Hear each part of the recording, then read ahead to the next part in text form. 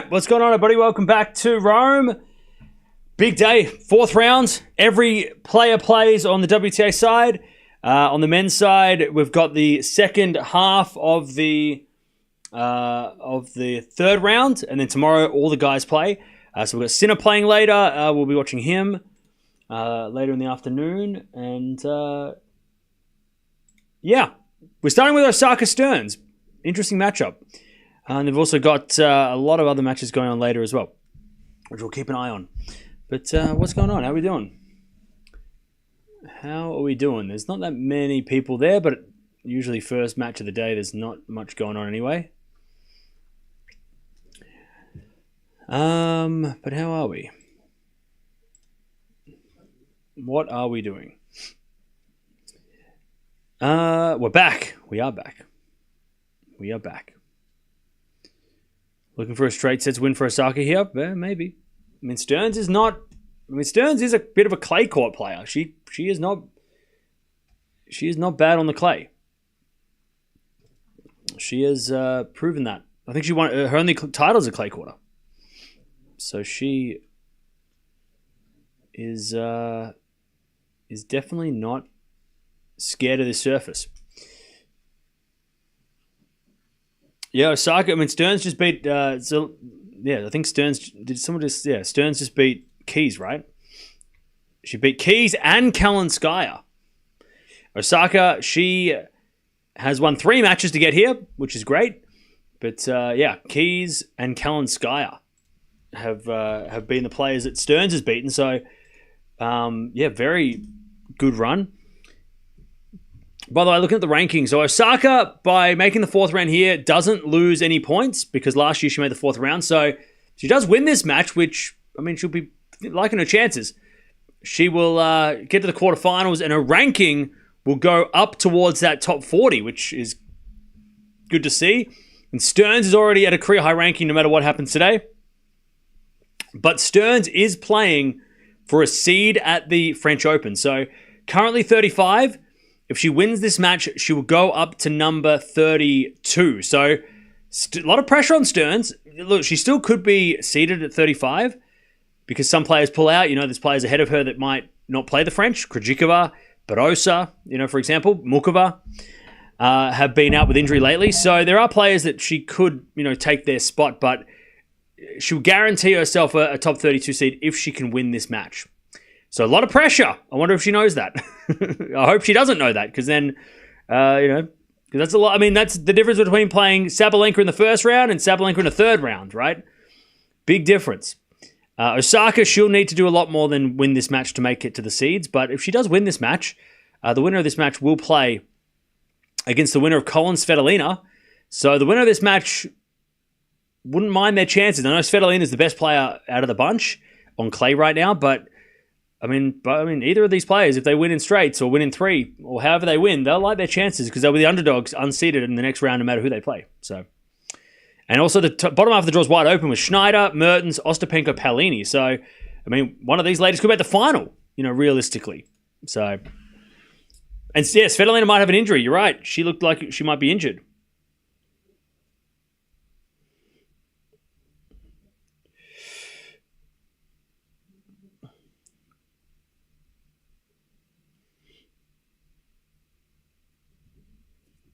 All right.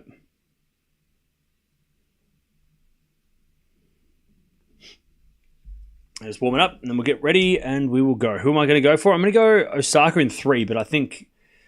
I'll go Osaka in 3. I want Osaka to win. So my prediction is not based on anything but hope. Osaka Stearns, have they played before? Possibly. By the way, chat, I woke up late today because it was a late night. And I went to the thrift store. They've never played before, first time meeting. To go look for movies and DVDs. And I found a lot. I bought I bought 11 different movies. Some I've seen many times, some I've never seen that I've heard are good. So I'm excited. I'm excited to start my home video store.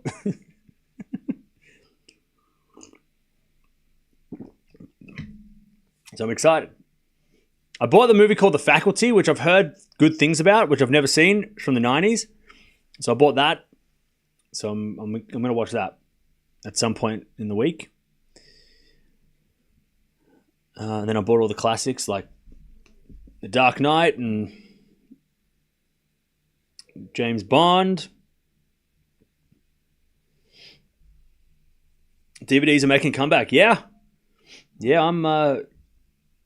I'm switching to analog.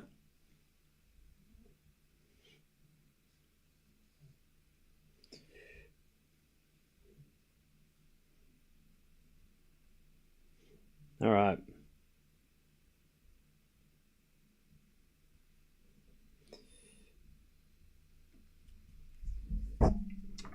Cam's gonna reopen Blockbuster.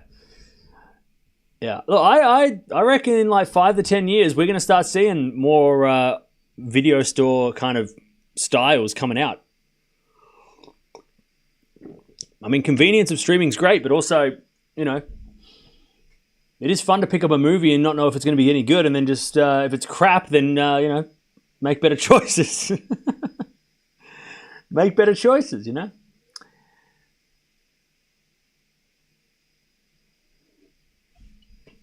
I have some VHS tapes of Agassi Sampras old matches. Oh, nice. You got to put them on. You got to get them on.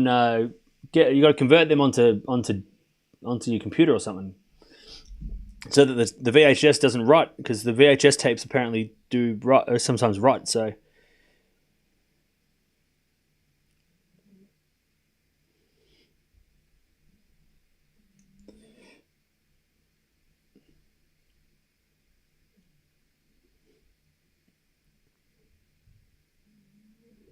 Okay, Osaka's going to serve first.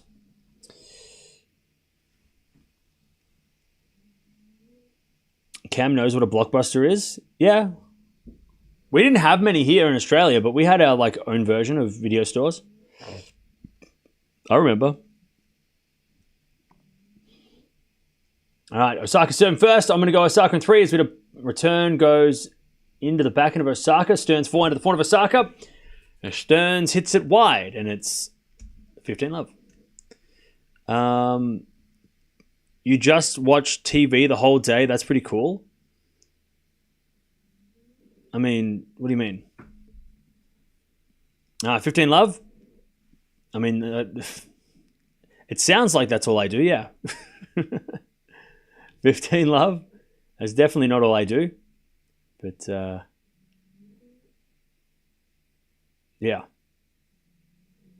As we to serve. Into the backhand of Stearns. Forehand now from Osaka. Again, the back of the Stearns. As Osaka backhand. Goes deep into the forehand of Stearns. Osaka with the forehand of the stretch. Goes cross court. Stearns slice. In the net. 30-love.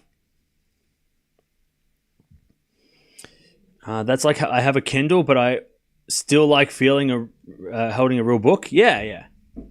30-love.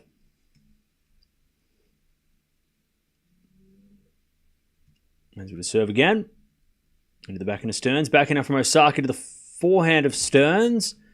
Osaka puts up a lob, but it's long. 30-15.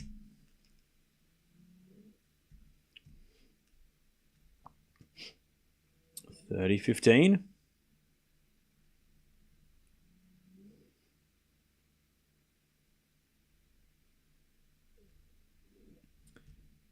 $30-15.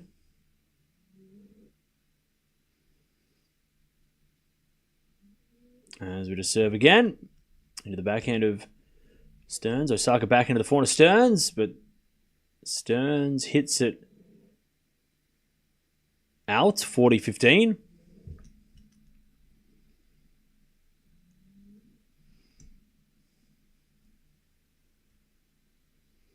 I have a 20K bet on Osaka. $20,000 or 20,000 rupee.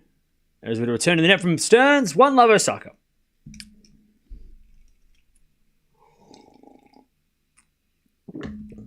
Dollar, like American dollars or what Australian dollars?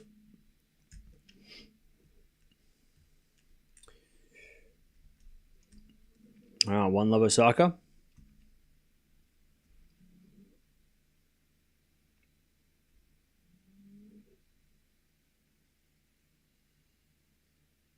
Tennis TV is commentating over Dillian versus Demonor instead of Paul Mahatch. Strange.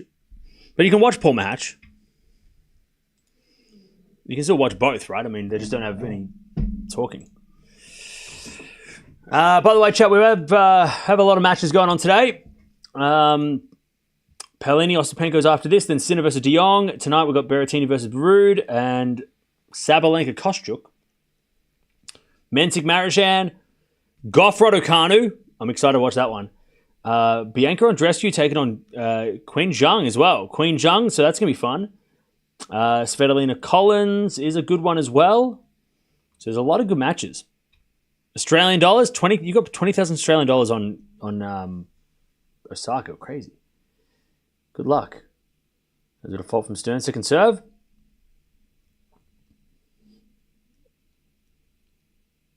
Second serve. To the backhand of Osaka. Great return winner. I love 15.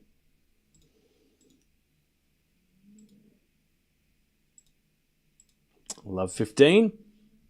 Was the chat on their best behavior yesterday? Deb, chat, what do you think? I'm going to let you decide. What do you think? Do you think the chat was good yesterday? Do you think it was normal? Bad? What do you reckon, chat? What do you think? How do you think the chat was yesterday? Stearns hits a winner, 30-15. I think it was all right. It's just normal. It's got your normal stuff.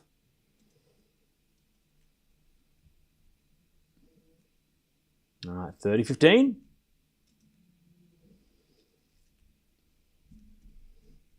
There's a return. And is out by Osaka, 40-15.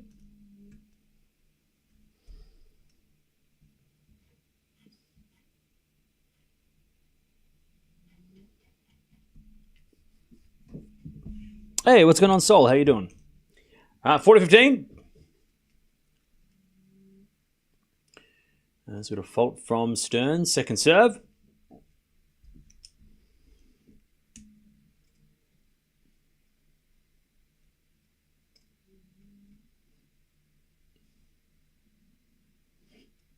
As the return goes into the front of Osaka, Stearns again to the front of Osaka, goes in line the back end of Stearns. Stearns hits it wide, 40-30.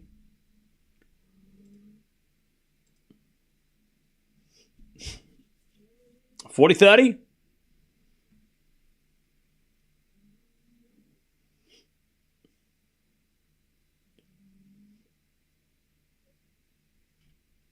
$40-30.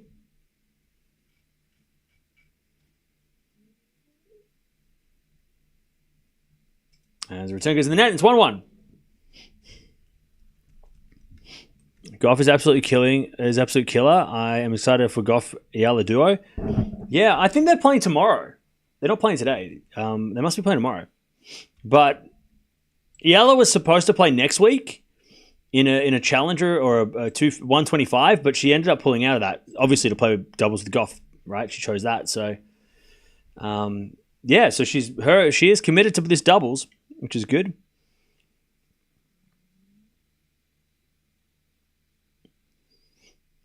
Cam, have you seen the random YouTube channels that are streaming the Rome matches live? Yep, I have. And, I mean, this week they'll be here, and next week the WTA will probably go for them. But it is what it is. It happens. Love 15. And look, am I going to say that it's... It's not frustrating? No, of course it's frustrating, because I'm sitting here talking and I could be doing many other things and just putting the match on. It would be much easier to do that. But also, you know, we didn't get this far by streaming the match illegally, you know? So, yeah, it's a little frustrating, but it's also, you know, everyone has their own, do their own thing, whatever you want to do. Those channels don't stick around much long, though, because they're not doing the right thing, you know? You can't show the match illegally. Otherwise everybody would be doing it, So they might be here this week, but they might not be here next week. So I don't know if you'll. And I get it. Like the people that go watch those streams, that's fine. If you want to watch the match, it's over there. Go watch it. Don't have to be here if you don't want to. But when those channels, get in trouble, everyone comes back here anyway because we're still going to be here. So it is what it is. It's just part of It's been happening ever since I started this channel. So there's been a lot of different versions, But we'll be here. So if they get in trouble, then you can come back and hang out here if you want. 15:30. As we get a backhand from Osaka, that's a winner. 30-all.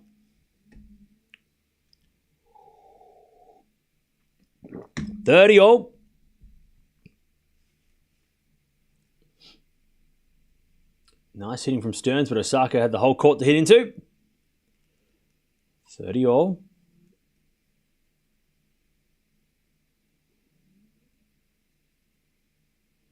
Sort of fault from Osaka. Second serve.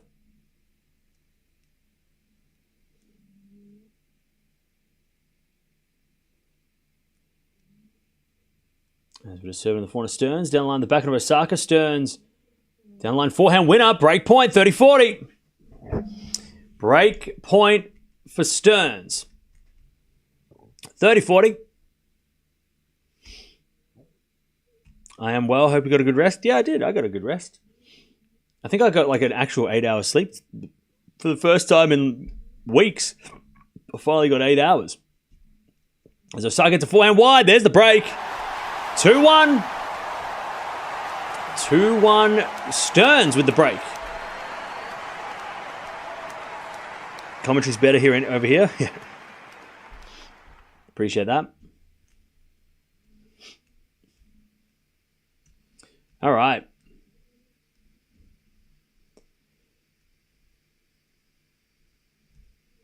Stearns with the break. 2-1.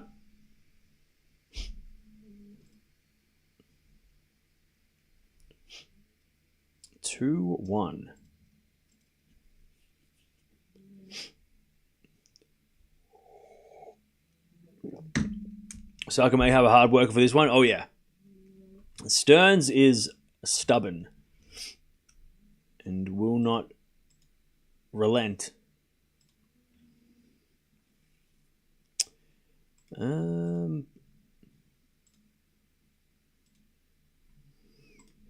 right. 2-1. Now, we do have a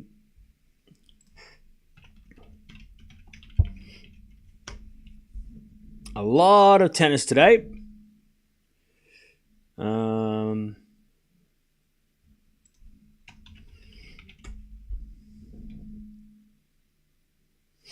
lot of tennis. I'm not sure exactly what we're going to watch, but I know the core matches we're going to watch. There's 4 matches we're definitely watching. But then there's also other matches that we could add.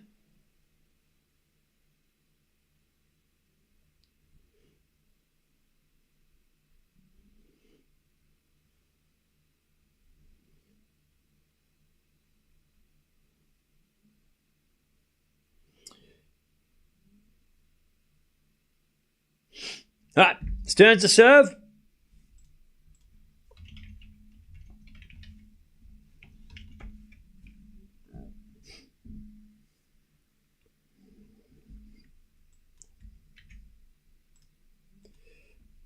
As Osaka backhand into the backhand of Stearns. Osaka with a slice forehand is long. 15-love.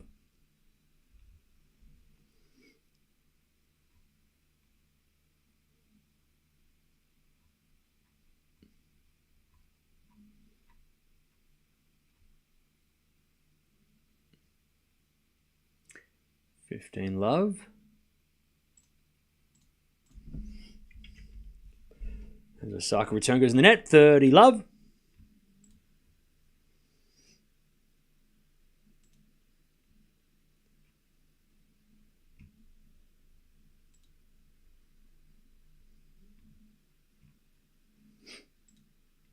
30 love. As the return goes into the forehand of Stearns, and Stearns is the winner, 40 love. Geez, Stearns came to play. 40 love.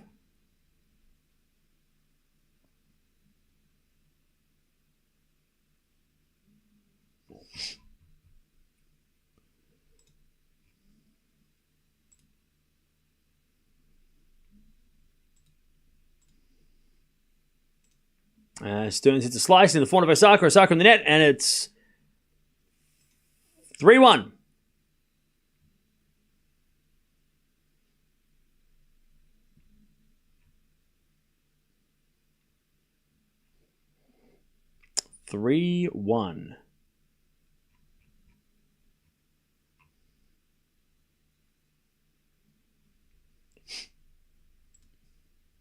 All right, back to Osaka.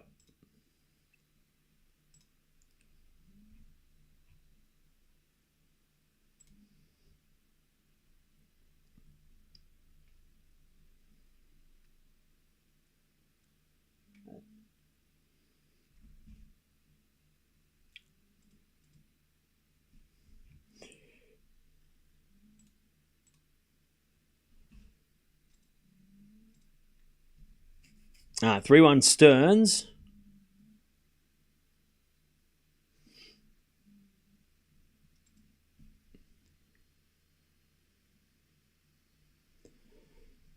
As Osaka gets a 30-15.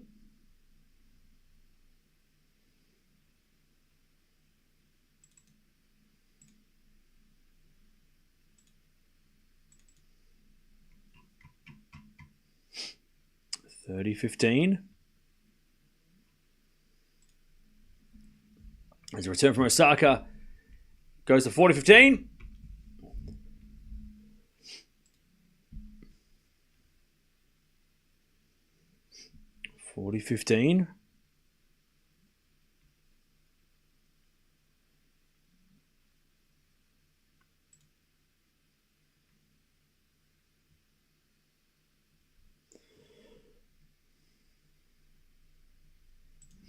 As Osaka holds, and it's 3-2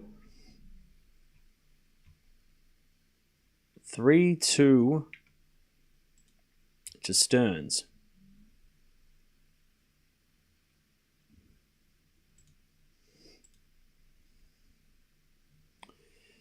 Okay.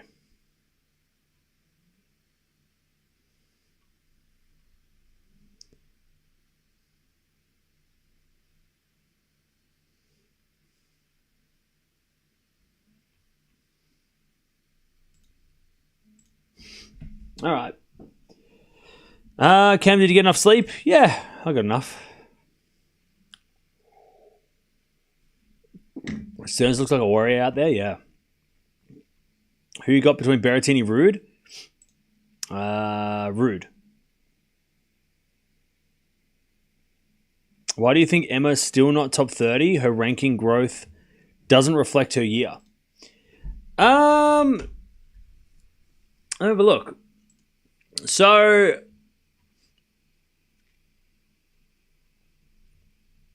let me have a look. Let's talk about Raducanu. We'll talk about Raducanu later too when we watch her. But you're right. She does feel like she's had a better year than maybe her ranking suggests. But then again, I mean, look, if you look at it, it's hard because you look at it in 2025. She started the record. She started the year at 60 in the world, and she's now at 49. So she's only gone up 10 spots in 5 months, right? But if you look at it from a this time last year point of view, this time last year she was 200 in the world. So she's gone from 200 12 months ago into the top 50, right? So at least it might not be a one huge moment that's gotten her into the top 100 or whatever, or top 50. It's been a slow week to week. In Miami, she makes the quarterfinals, goes up 10 spots, right? Like it's those little moments, right, where she's not having a big US Open win and then getting to the top 10 and then having nothing else, right? She's slowly building on her ranking, which is better because that means when you come back in 12 months, there's not as much pressure on all the other tournaments that you've done well at, right? So yeah, and she did have a bad run in the middle of the year or in the start of the year where she lost to Swiatek. She lost 4 matches in a row, and you can put that down to a bad draw, right? She lost to Swiatek, Buksha, Vondrousova, Alexandrova. She beat Sakkari, then lost to Mukova and then Uchiyama. So she wasn't great in February, but who was? Like everybody except for Andreeva was struggling in February, remember? So yeah, she lost 6 out of 7 matches, but then she makes the Miami quarterfinals, and now she's here. So like again, yeah, she hasn't had like that huge leap in rankings, but if she makes the quarters here, she'll go up again. And like I said, if you look back for like 12 months ago. This time last year, she didn't play the French Open or Rome last year, so she's playing the French Open for free. So whatever she does at Roland Garros will only add to her total, which is a good thing. But this time last year, she was 200 in the world, 220 in the world. So her ranking over the last 12 months has grown. It's just the last couple of months, it's sort of not gone up as much. And you can put that down to, you could probably, except for one loss. She lost to Swiatek. Okay, so does everyone. Vondrousova, Grand Slam champion. Alexandrova, her and Alexandrova had this really interesting battle. Mukova, dangerous player. Uchiyama, at the time at Indian Wells, it didn't feel like that was it felt like that was a bad loss, but Uchiyama went on to kind of be dangerous in Madrid last week too, so maybe that was sign of things to come for Uchiyama. She lost to Pegula in Miami and then lost to Kostyuk in Madrid. Nothing wrong with that. And if she loses to Gauff today, nothing wrong with that. So it's sort of like who she's losing to rather than what she's doing. If she's losing to good players, you go, well, okay, she avoids them. Maybe she might, get somewhere. Beating Kudermetova yesterday was solid, even though Kudermetova wasn't 100%, but still. Beats Anisimova in Miami, that's a great win. Beat Navarro in Miami, that was a great win, right? Sakkari, even though she's not where she was, years ago, she still beat Sakkari. That's a good, solid win. So yeah, but her ranking will improve. Probably not too much in the future because of Wimbledon coming up and she's got points to defend. So Raducanu might go backwards a little bit during the Wimbledon season, but she's 42 in the world right now. Right, the highest she's been since, I want to say 2022. And she might drop down a little bit. Like the best thing for her would be to make a 4th round of the French or at least 3rd round. So that way, when she goes to Wimbledon, her ranking isn't going to just drop because she loses all those points if she has a bad result, right? But yeah, look, Raducanu is tracking the right way. That's all you can ask for, right? Yeah, she's 42 in the actual ranking in the live rankings now. So she's gone from start of Miami was 60, now she's about nearly in the 40s. So that 3 tournaments on, she's gone up 20 spots. So that's interesting. As that goes wide by Osaka, and it's 4-2 Stearns here, 15 all. But she hasn't had a big jump in over she hasn't gone from like with the Eala, right, who went from 150 to 70 in one go. But she's slowly getting there.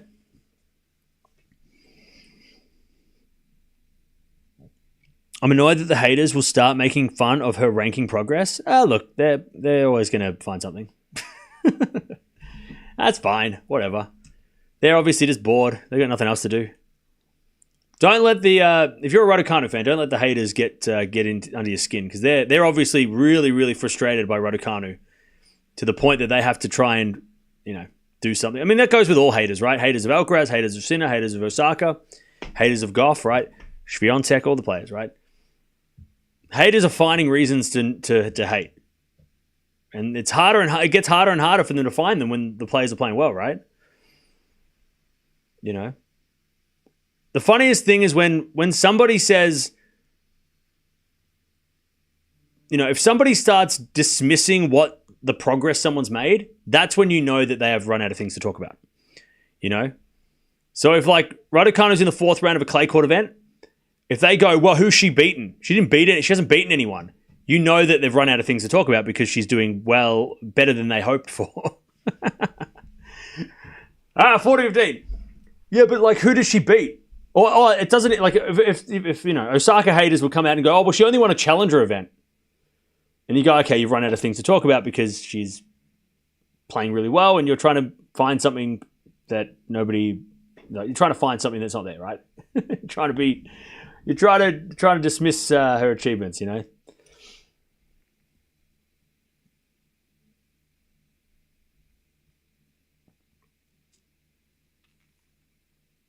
Just offer them cake. Yeah, there you go. That's a solution. All right, Osaka still hanging around. It's 4-3 Stearns with the break. What's my view on Jack Draper? He's awesome. Like, I love it. Like, Draper's great. Unfortunately, he didn't get to play Runa today, yet tomorrow, which I was so excited to watch that matchup. Yeah, I mean, Mute versus Draper is interesting, but I'm excited to see Draper take on Alcaraz in the quarters. That's going to be... That's what we're waiting for. Would have loved to see him play Runa, but unfortunately, Runa just couldn't get it done. But I'm excited to see Draper play, because Draper played against, Musetti last week was awesome. He played against Rude last week, which was great to watch him. Get a good idea of how he looks on clay. Because before this clay season, we didn't know what to expect from him. He could have disappeared for 3 months, right? But yeah, I'm excited to see how he plays against Alcaraz. Hopefully against Alcaraz in the quarterfinals. Draper needs a break. Losing to Mute might be a blessing in disguise. Nah, he doesn't need a break. I know he said he was like tired and stuff, and I'm like, yeah, but everyone's, it sucks because the 2-week Masters, ruin everybody, and everyone's got to deal with it, and it's crap. But I want to see him play Alcaraz before the French, because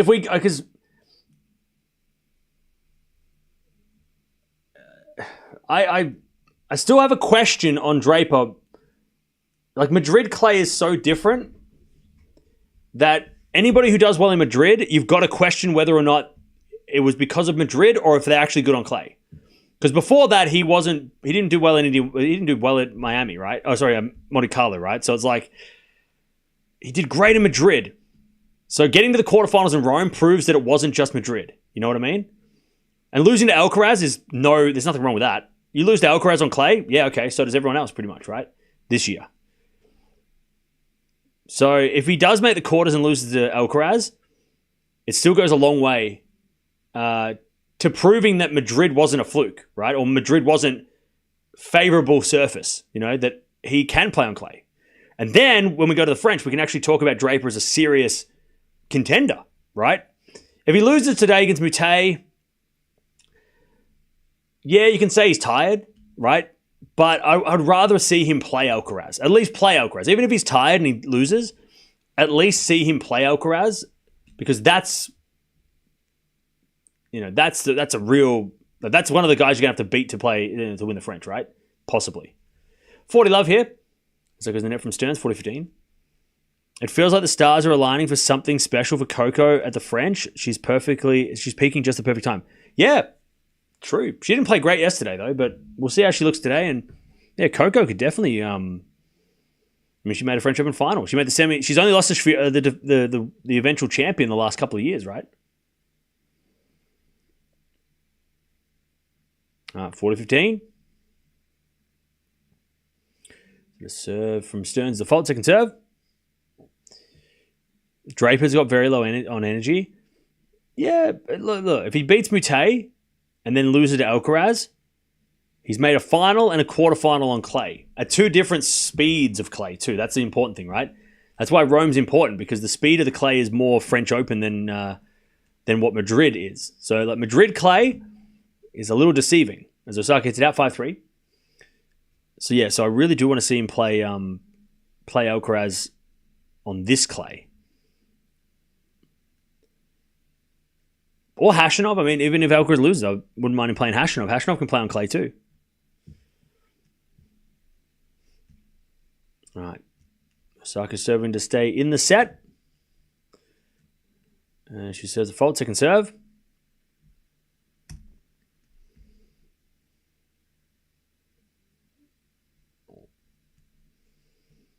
Got a serve now to the forehand of Stearns.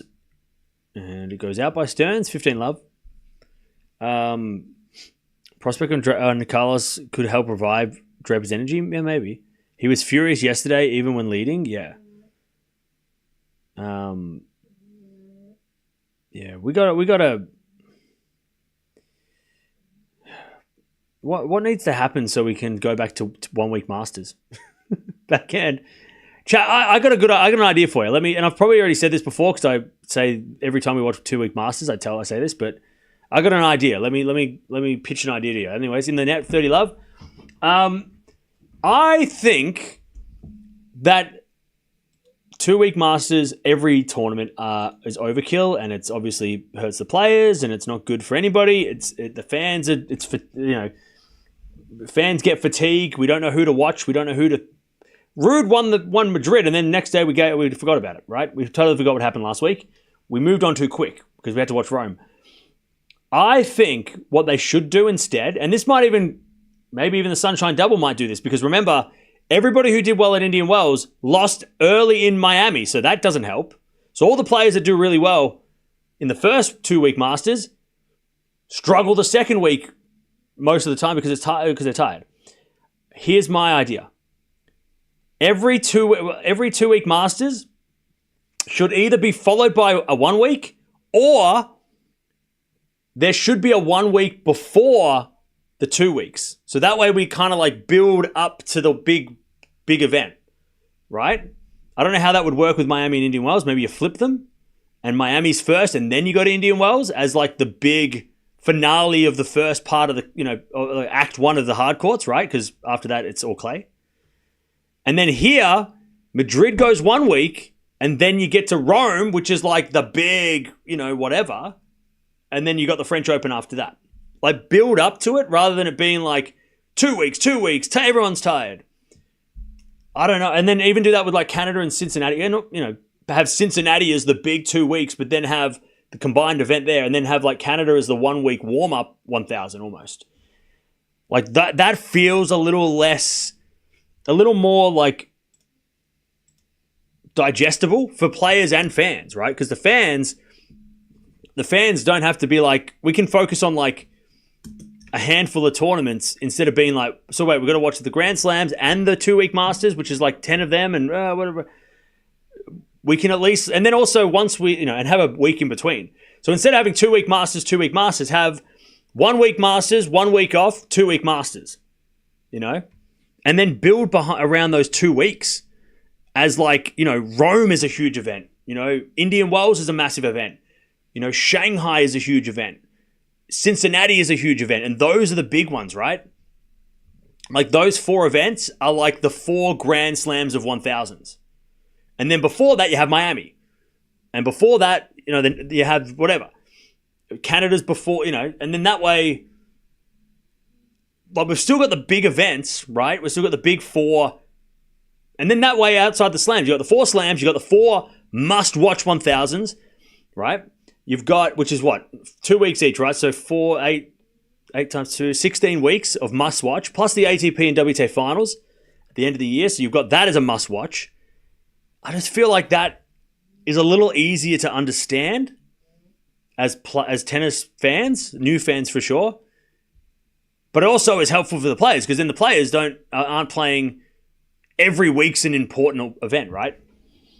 I think that makes way more sense than having like rolling out like 2 weeks everywhere and hoping that everybody is happy, because nobody's happy. Fans and players do not like 2 week Masters. Not this way. Like, I don't know anybody. Nobody in the chat said they like it except for Indian Wells, right? But if we kind of cut it down to 4 2 week Masters a year and then the other 4 or 5. I mean, look, and if you want to go, because they're going to Saudi too, right? Maybe, allegedly. In February, you have Saudi Arabia. That's going to be a 2 week Masters. And then before that, you have a 1 week Masters in Dubai, maybe. So that way you still have the 1 week Masters, 2 week Masters, lineup.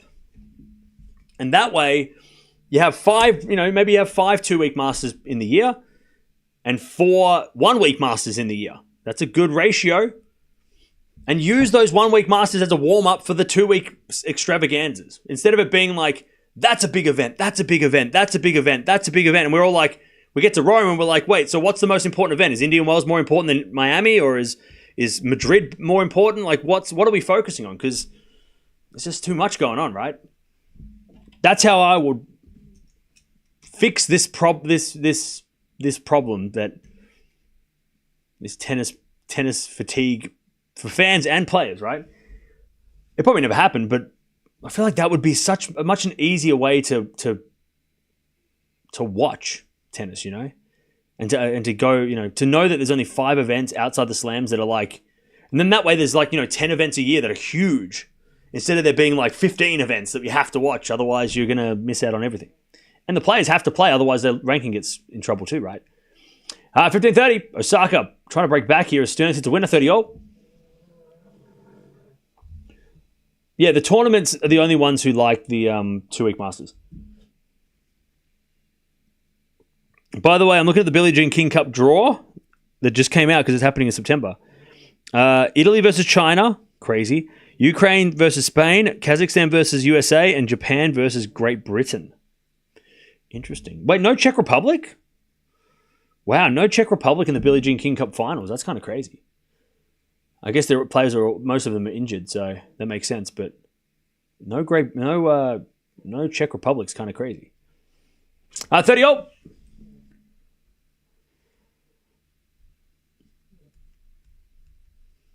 There's a bit of serve from Stearns into the forehand of Osaka. Return goes to the forehand of Stearns. Osaka forehand again to the forehand of Stearns. Into the forehand of Osaka. Stearns forehand down the line. Osaka backhand cross. Stearns gets it, but hits in the net 30-40. And Chad, I'll add to what I was just saying. What we could do, instead of having 2 weeks and 2 weeks, we could have 1 week. Let's say we go clay court season for the men goes Monte Carlo, and then Barcelona being a 500 is optional.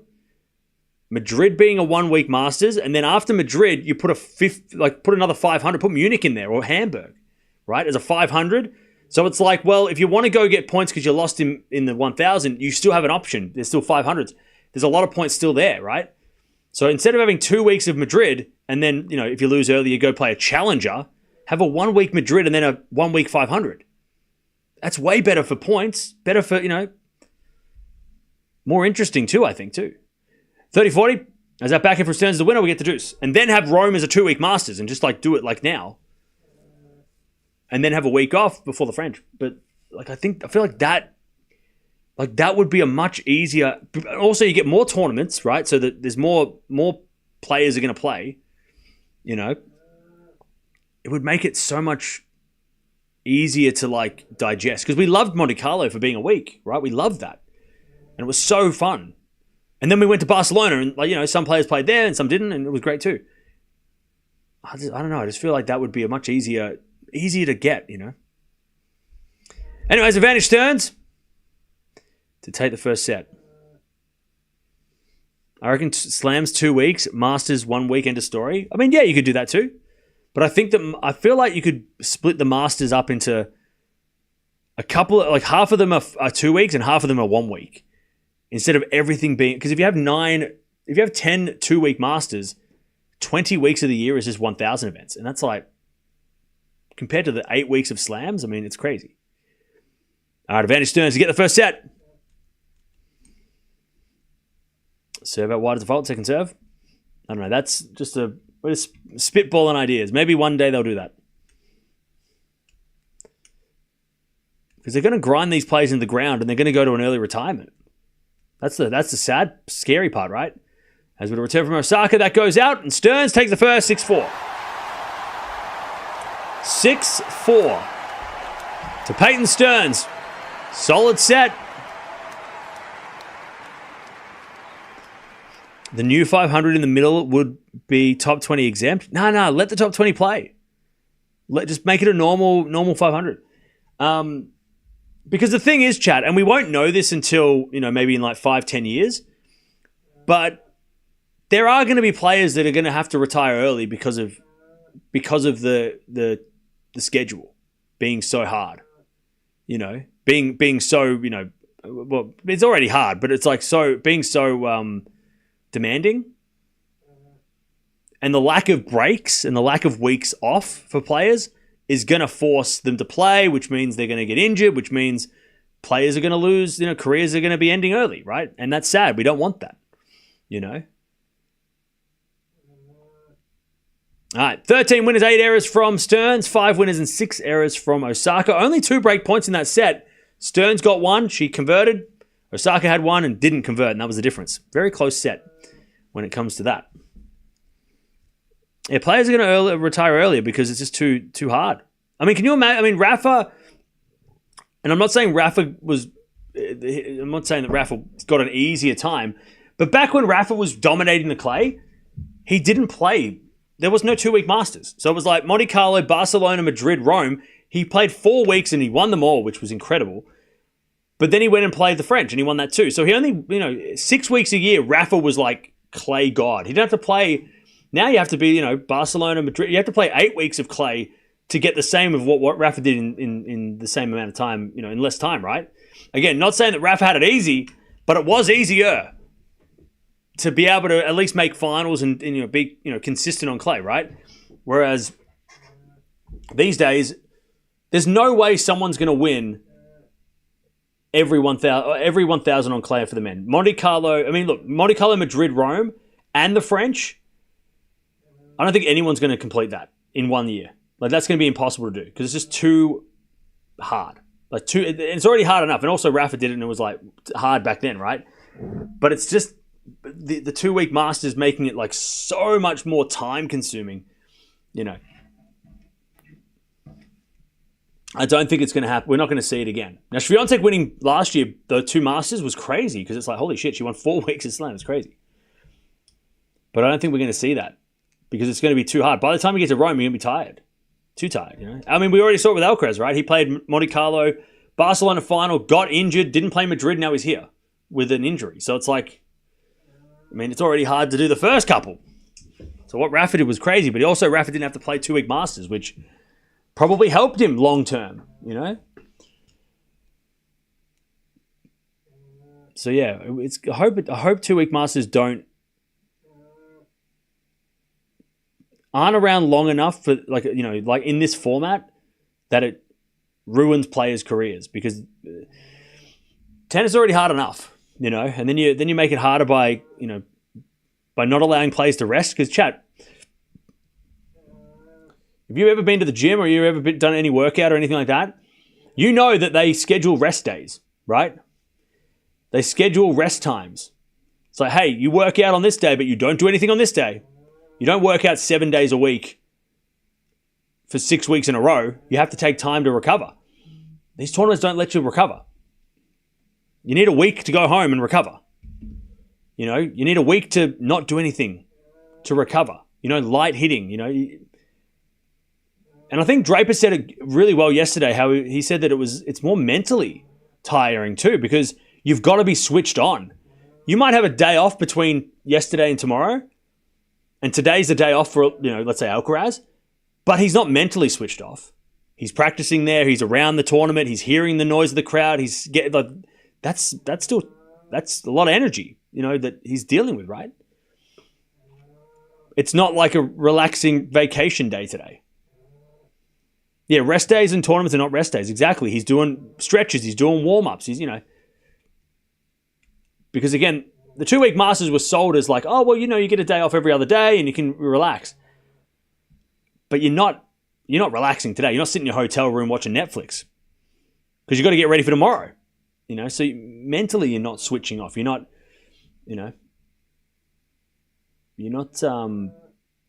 you're like Draper said yesterday, you're on. You're always on. There's no relenting. And it's 40 love. As a return goes in from Stearns to the back of Osaka, Stearns with a forehand is a drop shot. Osaka forehand cross-court winner, and it's 1-love Osaka in the second.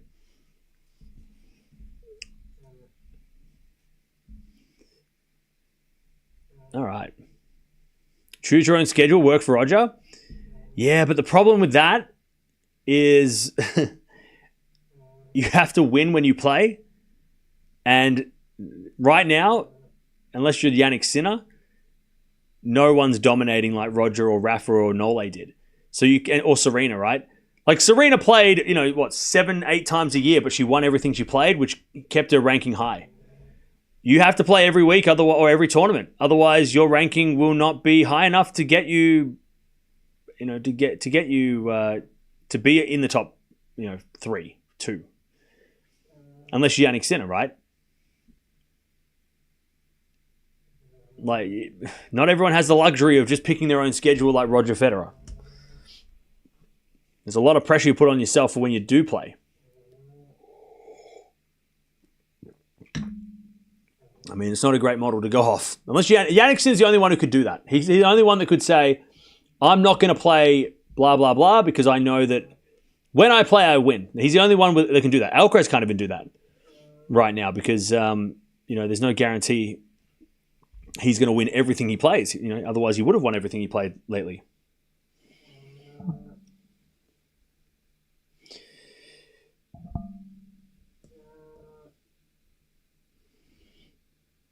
All right. 15 love.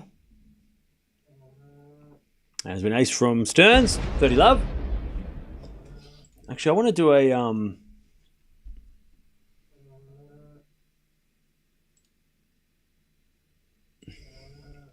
want to see what the general consensus is.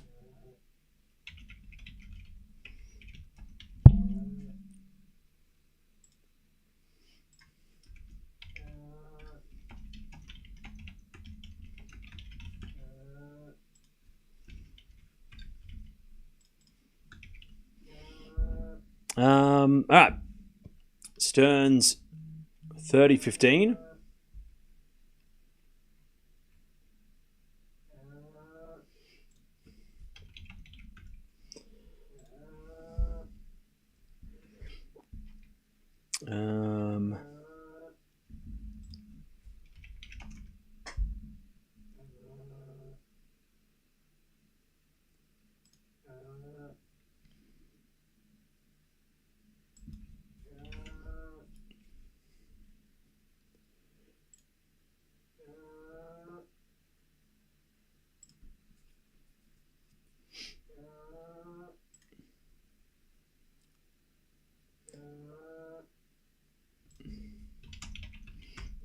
All right, 30-15. Stearns with a forehand to the slice of Osaka. Stearns with a forehand drop shot. Osaka hits a forehand wide. And it's 40-15.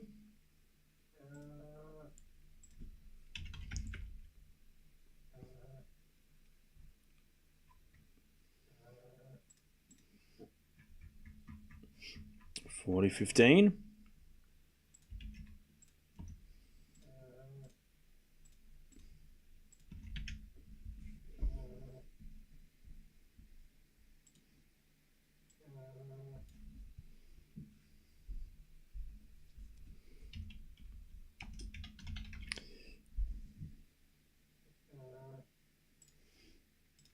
All right. Stearns holds 1-all. 1-all. Andy Roddick did a very good job of getting the players to unite and speak in one voice, and he said that is almost impossible. That's what the PTPA is for. That's why they created the PTPA. Because that is supposed to be the one voice. But I don't know if Andy and the PTPA agree on everything. I think he doesn't. Like, there's a lot. And although I think there's a lot of things that the PTPA needs to do better, but they're only just getting started. But the PTPA is supposed to be the one who is supposed to be the voice of the players, right?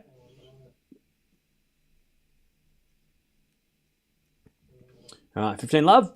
There's a forehand from Stearns into the forehand of Osaka. Osaka in the net, 15-all.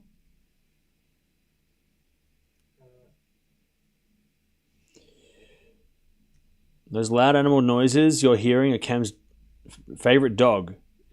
She's my only dog. I don't have any other ones.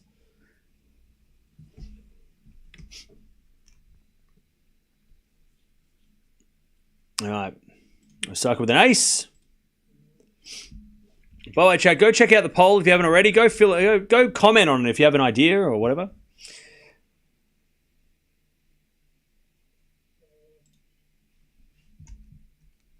As we just said about why the backhand of Stearns, forehand from Osaka to the backhand of Stearns. The Osaka backhand into the backhand of Stearns, again to the forehand of Osaka, but Stearns overhit it. 40-15.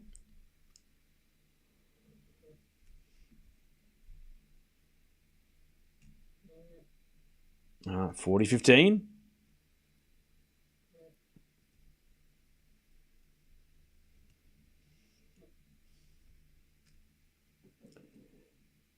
As Osaka serves a fault. Second serve.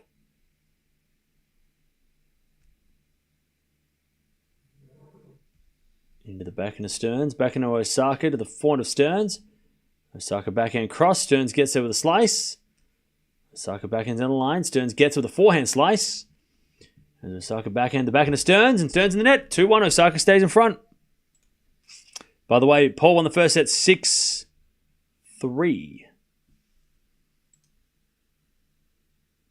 By the way, did Demonor win? What happened to what's going on in the Demonor match? What's going on with Demon? Anyone know?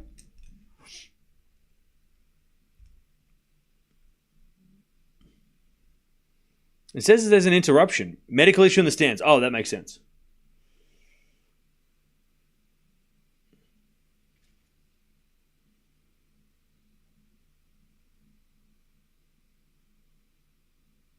Yeah, okay. Because it's 30-all, so it makes sense that there would spectator injury. Yep, that makes sense. Hopefully they're okay.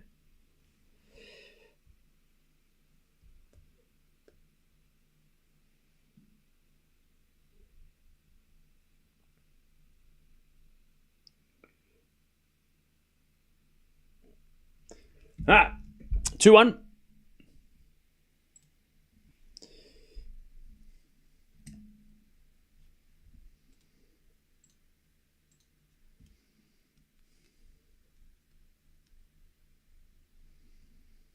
All right.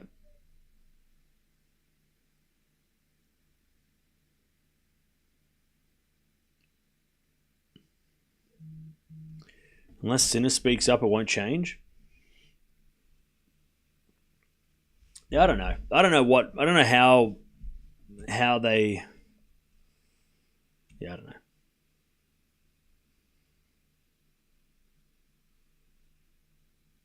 All right, 2-1. Because, yeah, I love tennis, chat. You know I do. I'm here all the time. I wouldn't be here if I didn't. But the 2-week Masters are brutal. Like, they're brutal on my schedule. I mean, I've never had tennis fatigue, but the last 2 seasons, it gets to like this point of the season, it's just like, oh, man. And then we get to the French. We still haven't even done the French Open yet, and it's like these 2-week Masters are just they. You got to concentrate. There's a lot of you can't take a week off in tennis anymore. Not even as a fan, because if you take a week off, you miss out what's going on. All right, backhand rally as Osaka gets out 15-love, and I don't know how new fans are going to get into the sport if it's such a time commitment for them. You know what I mean? Like, tennis is already 11 months of the year and it's never ending. So it's already a commitment to be a tennis fan, year round, But then to go, yeah, you've got to watch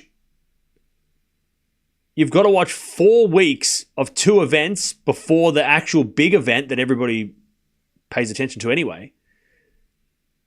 And it's like, holy shit. And then you got the American events, which are only getting bigger. And it's just, yeah. I don't know. It just as a new fan, it's like, that's too much. I just want to watch the Grand Slams. But it's going to be hard. It's so hard to convert people to watch anything more than the Slams. Because it's such a big commitment.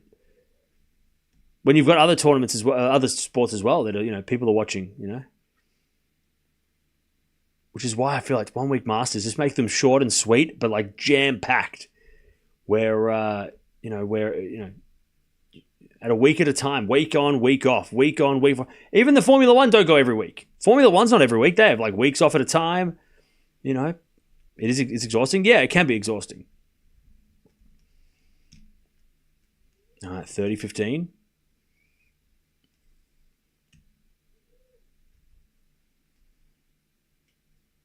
And the serve from Stearns is a fault, second serve. Monte Carlo was the best 1,000 at this point. Yeah. It has been this year for sure. One of the best ones. As a backhand return to the backhand of Stearns. Stearns overhits at 30-all.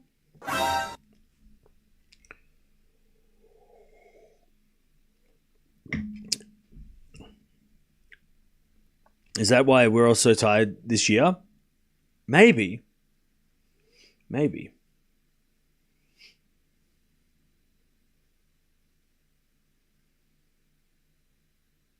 30-all. Stearns serves in the forehand of Osaka, but it's a let. One second check.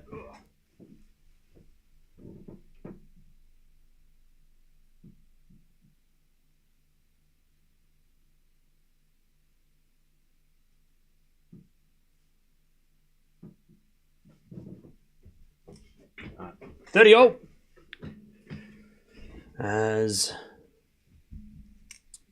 Osaka hits it out on the return, 40-30. It all melts into one. Yeah, yeah. And look, there's no way of getting around that for tennis because, Formula One, you have, 4 days between, and even golf, right? You have 4 days over the weekend. And then you crown a champion on Sunday, and then Monday, Tuesday, Wednesday, there's nothing, right? But tennis always starts again on the Monday, And you can't really promote players to the quarterfinals, I mean, maybe you do that. Maybe you do. Maybe the top 8 seeds start the quarterfinals and everyone plays, 1, 2, 3 days in a row, and then the quarterfinals onwards is when everybody pays attention. But yeah. But then again, these tournaments that are 2 weeks and, I just don't feel, it just doesn't. I mean, we're only halfway through the tournament. Wow, look at those planes. We're only halfway through the tournament, but it feels like we've been watching Rome forever. It feels like we've been here for ages. We've been here for so long, and we've only watched one Jannik Sinner match. Been here for a week already. It's crazy. Like this time last week, we started to watch this tournament. Well, this time last week, the draw came out. So it's been a whole week already, and we're still not even halfway through.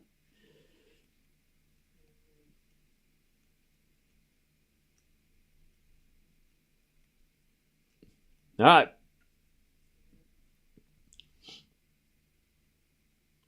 Planes flew over and just threw out a whole bunch of dust. And now we're just watching the all the smoke that the tournament or the planes just they're like, we're going to do a flyover and just cover the court in colours. And they're just waiting for that to disappear.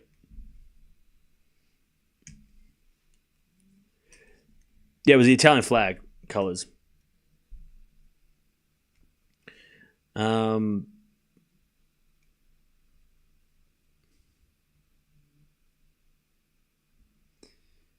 That's what I don't like. If you have 2 weeks, get rid of the bye in the first round. I reckon a 2-weekend, 9-day Masters could work. Oh, that's a good idea too. All right, the planes are coming back around.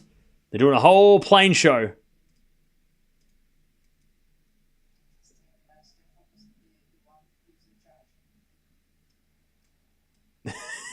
These planes are just flying around, throwing around all this dust. What the hell? Just flying around in circles. I mean, it is impressive how they all are in a line, the way they are. All right, Osaka to serve. Yeah, I don't mind it. Like, I wouldn't mind a Saturday to Saturday or Saturday to Sunday, like following Sunday. That would actually work pretty well. Yeah, 9 days. I mean, these are meant to be 10-day events, but they start the Tuesday before, like the Tuesday the week before, right? So they're 15 days. They're not 15 days. They're like 13 days, right? But you could definitely do a 9-day, 10-day event. And it would maybe be a little less intrusive. But again, with the players, it doesn't really help them because, whoa, That's so creepy. That was crazy.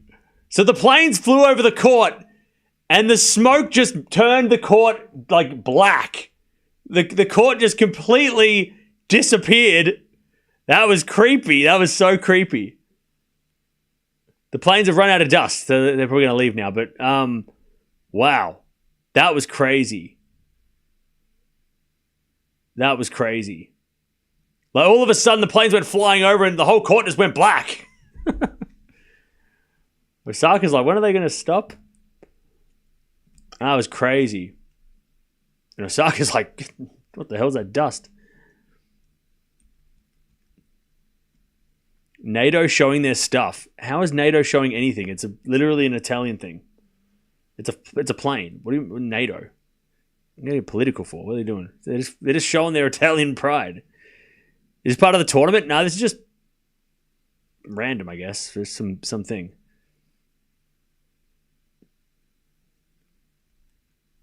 Maybe 1000s need to earn more advertising ticket revenue to make the 1000s economically viable, guys. Tennis is a business and there are so many dependent, not just high-ranked crybaby tennis players. Blah, blah, blah. But the thing is, okay. Chat. I get it. If this was a solution, if 2-week Masters were the only way that tennis could survive, then I would be much more sympathetic to the tournaments and the economics of it. But tennis was not going broke before this came in, right? Tennis was not, maybe it was not as popular as it was, but I don't think tennis was bankrupt and they had to do this to make it okay. We better make 2-week Masters so that we can afford to play these events. If we don't do this, then tennis will die. I don't think we're ever in that situation. If we were, I'd be totally fine with that, right? I'd be like, okay, well, it makes sense. If we have to do this, it's either this or no tennis, then okay, let's do this. But this came from trying to make more money out of it. Like, that's what it feels like, right? It feels like it's more of let's try and squeeze a little bit more out of our big tournaments. Let's try and make a bit more money. It's like, when it's not passed down to the players, it's like, well, what's the point? It doesn't, you know what I mean? It doesn't feel like, it wasn't necessary. The only reason it was necessary is to make more revenue. Like, it could make more money, which then what? Who benefits from that besides the people that are making it? The fans don't benefit unless we get a couple more days of tennis, but we still have to pay for it. And the players don't benefit because they don't get as much prize money as the money they're making. That's been a topic. So I don't know. I mean, again, if tennis was in a situation where it had to make more money to survive, I could totally be fine with that.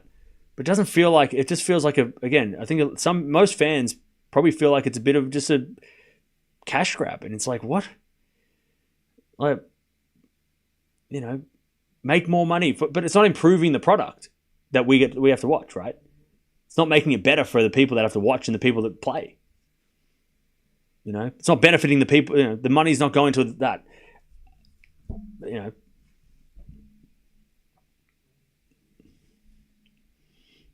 More money might be able to more lower ranked players as well. Yeah, there is that argument for sure. More bigger tournaments mean more players get to play first or second rounds. But I'll tell you this. Let me be a dick for a second, right? 30-all. I'm going to look at the prize money, right? Let's say you're 90 in the world and you get to play this tournament and you lose first round. You make 20,000 euro. That's pretty damn good. But you're also in Rome, and Rome's not cheap. You're not in the back arse of nowhere. Like 20 grand as a first round loss is great. That's a great payday, right? Especially if you're 90, 50, if you're 80 in the world, that's great. It really helps. But the accommodation to get to be in Rome, because you have to be there beforehand. You can't just be there on the day and just be like, I'm just going to stay tonight and then leave. But you can. The coach, if you're paying for your coach to come with you, all that stuff. You only get 10 ranking points. So the ranking isn't really why you would play. Because, if you lose first round, you only get 10 points. Which, is helpful. The opportunity of making more is there, right? It's like, hey, but you could make more. It's like, okay. You're also paying for the whole team. Exactly. Flights, all that stuff. So if I go look at like comparing a first round loss to like let's say a 250 event, right? So a 250 event, let's go with Geneva next week. What's the prize pool for Geneva? Are they going to tell me? Probably not. Maybe I have to go to a 500. Let's say Barcelona. What was Barcelona's prize money? Can't see that either. Okay. These planes just won't let up. Can we stop flying around? And what are we doing? They're just throwing dust everywhere. That can't be good for the trees. Let me check. Geneva 2025 prize money. Because let's be real, the players that are, the players that are losing first round of these tournaments who are in the 90s and 80s and 70s in the world, they're playing Geneva every other week, right? So Geneva, you win Geneva, where is it? God, this information is so hard to find, and part of me is like, why is it hard to find? Okay, here we go. So if you lose losing first round here, you get $20,000. You get 10 ranking points. So you would get way more points playing in Geneva if you did better in Geneva. And you probably have a better chance because you're less likely to play a crazy player early in the tournament, right? But to make the same amount of money, you have to make the quarterfinals of Geneva. So quarterfinals of Geneva, 50 ranking points, 18 grand, is the same as losing first round here. So there is great, right? So you don't have to win. You can lose and still profit, right? So the prize money for the lower ranked players, you're right. That is a benefit as well. So not only the tournaments are benefiting, but the lower ranked players do benefit as well. They don't benefit with ranking though. They might get a little bit of a cash injection in the first round, but their ranking's not going to improve. Which, so short term, it's great. Long term, you want your ranking to be better, so you can get into these other tournaments more often, right?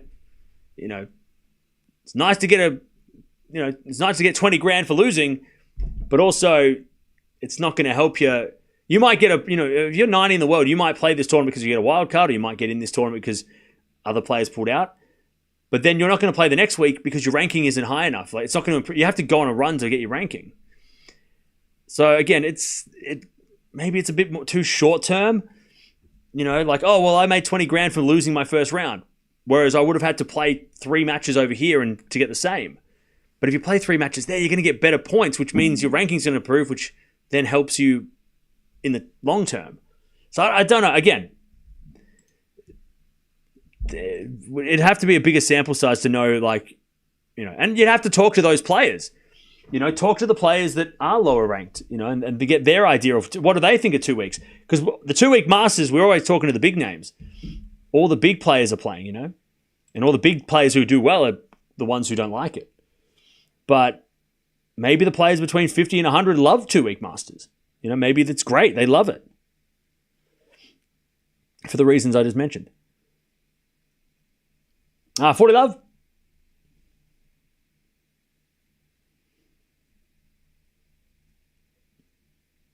Stearns to level. As it is served in the tee is an ace. All right, 3-all.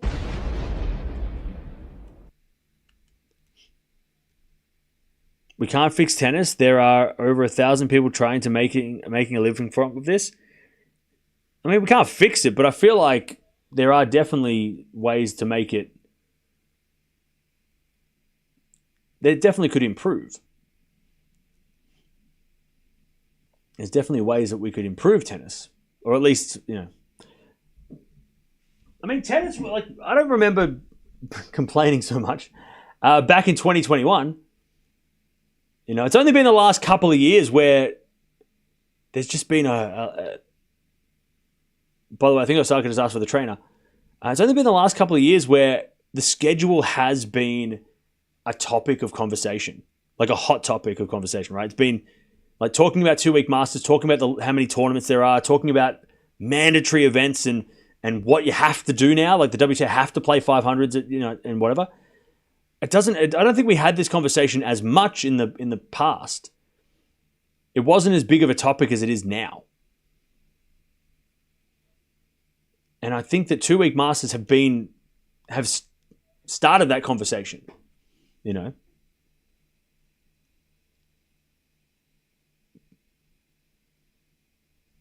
15 love. As it returned out of the front of Osaka, 4 now from Stearns in the net. 30 love.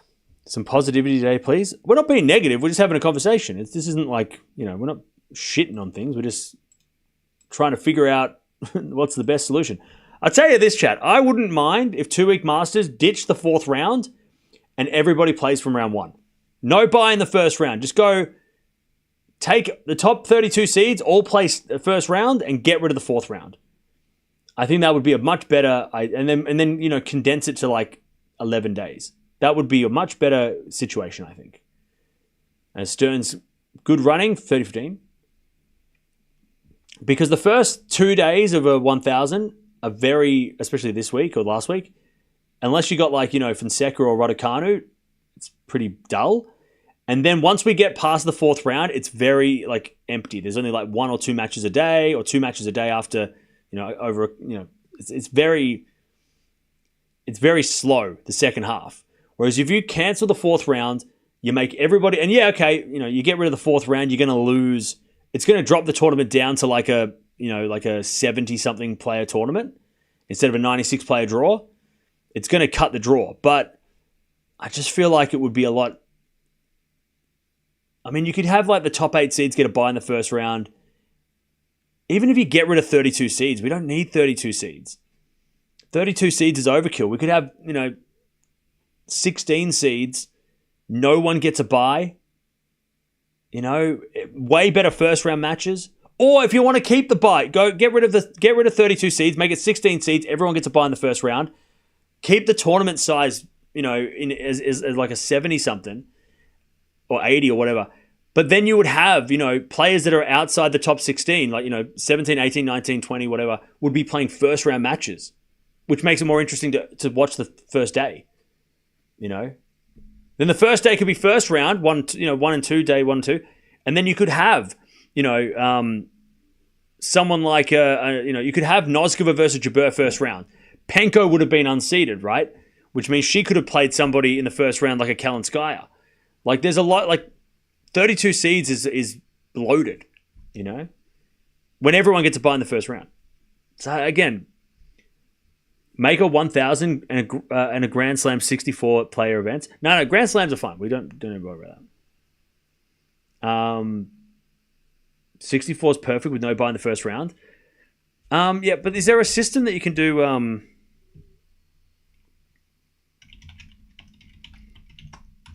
Is there a time? Is there one between 64 and 90, whatever?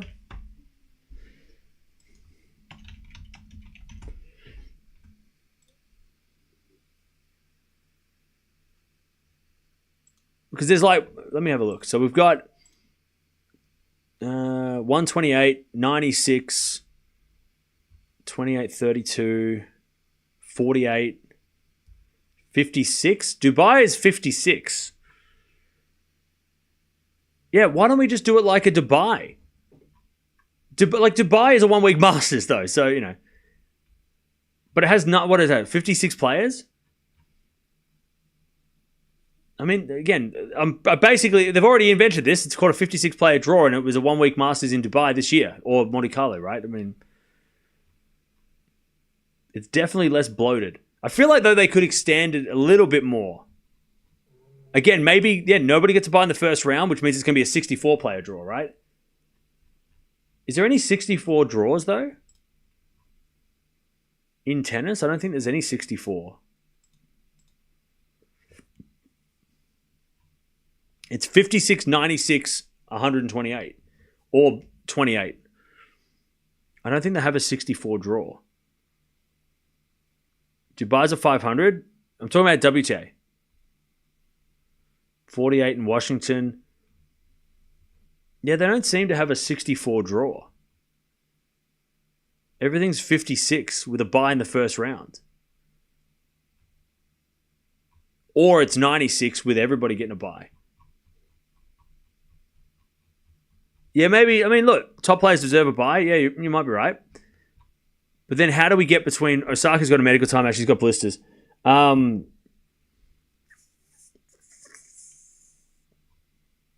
just feel like 96 is too much. There's nowhere in between 96 and 56, 52 or 6. The 1000s and Grand Slam must be reduced to top 64.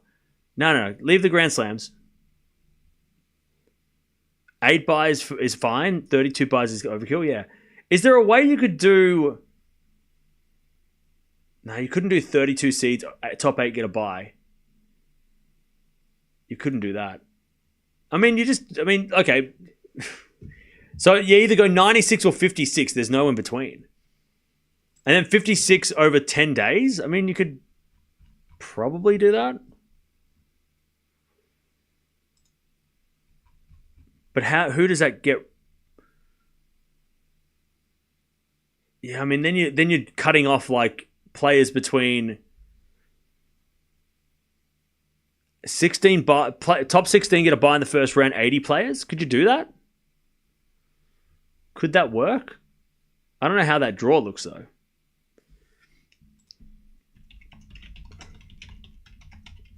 How does that look? Single elimination 80 player draw. Is that a thing? Yeah, the draw looks so weird though. I don't know how you'd be able to... There must be a 72 player draw or something.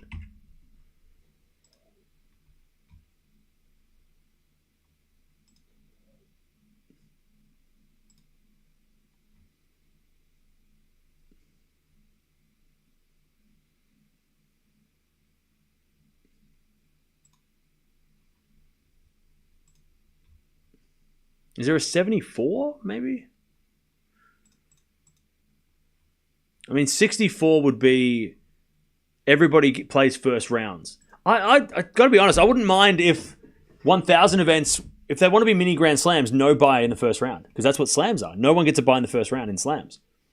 I wouldn't mind a 64-player draw, 16 seeds, no buy in the first round, start from the start.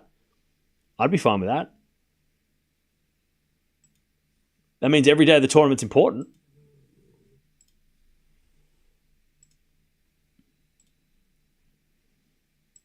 Like every match is important then. You can't warm up into the tournament. First round, you could be playing number 20 in the world. First round. Slams used to do that back in the day. They only had 16 seeds. Anyways, Love 15. Yeah, I can't see any formula. It's either 56, 64, or 96. Numbers don't work. 86? No. Maybe an 82? Nah.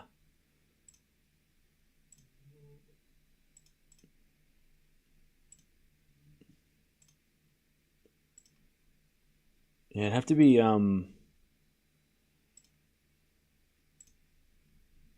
yeah, even 72, you're going to have some weird... Wait, 1, 2, 3, 4, 5, 6, 7... What about a 72-player draw, top 8 get a buy? That could work. Maybe. Maybe. Well, maybe not. Probably not. I don't know.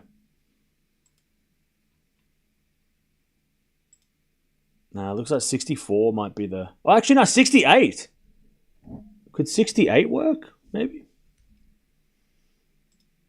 Anyways. Back to the match.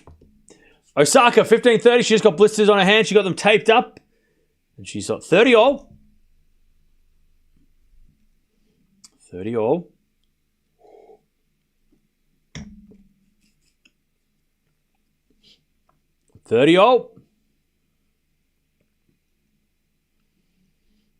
And Stearns serves again.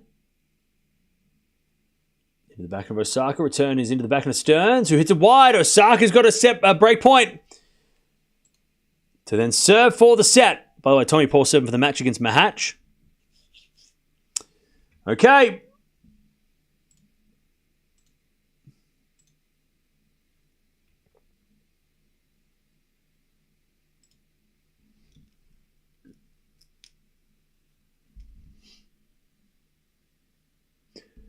Stearns serves. Into the backhand of Osaka. Stearns, forehand to the backhand of Osaka. Into the backhand of Stearns. Osaka backhand again to the backhand of Stearns. Down the line is into the forehand of Osaka. Crossed into the forehand of Stearns. There's Osaka. Down the line, Stearns with a slice. Osaka forehand. Into the forehand of Stearns on the stretch. Goes wide. Osaka breaks. 5-3. Osaka's going to serve for the second.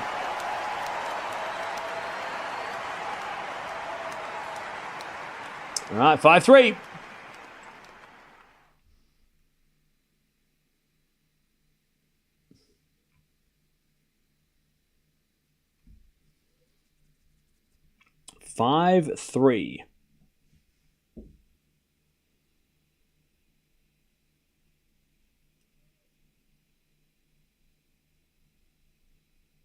Osaka serving for the set. And Stearns hits it out on the return. 15-love.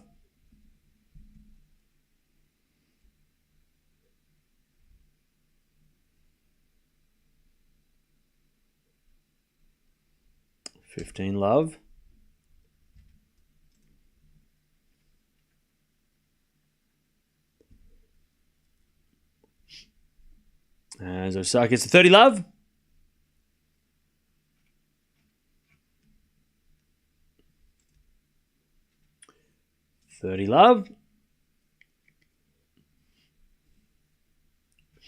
As Osaka serves an ace down the tee. 40-love.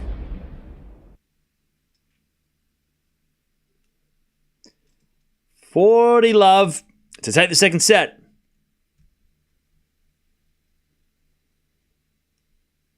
Love. 7 to the forehand of Stearns. Return goes to the forehand of Osaka. Stearns backhand. In the net. We're going 3. Osaka takes the second. 6-3. All right. 3 sets. Let's go.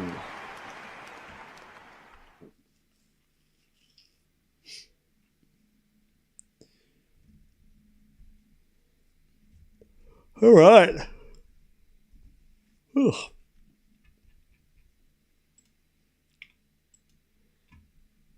Here we go.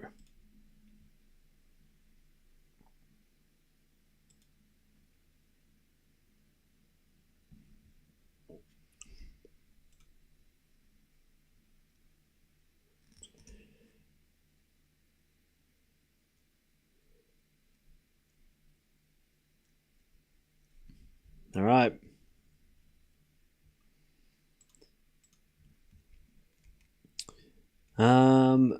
Second set, by the way, 11 winners, 4 errors from Osaka, 7 aces as well. And only 1 break point for either player. This has been a very clean match on serve. Both players not even facing break points, really. 5 winners, 8 errors from Stearns. What about tennis making a league and complete reconstruction due to the apparent financial struggles? What do you mean apparently? There's no financial struggles. What do you mean? They'll have a 3-setter for the famous crew at the match. The Japanese PM. What, the Prime Minister of Japan's there? Are you serious? I don't even know. Is he? Osaka loves playing 3 sets lately, yeah. But so does Stearns. I mean, Stearns is not going to fade. She's up for it. So 3-set record this year.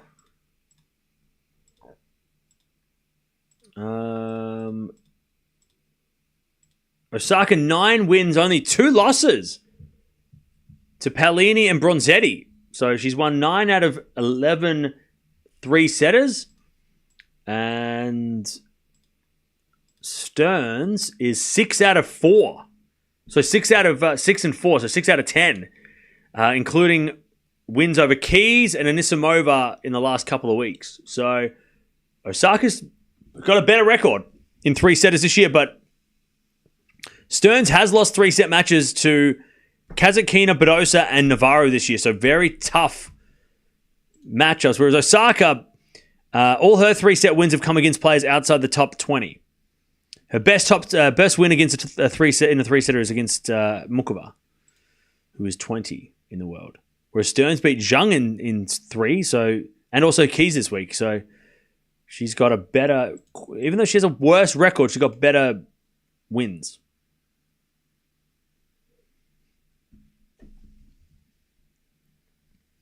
All right.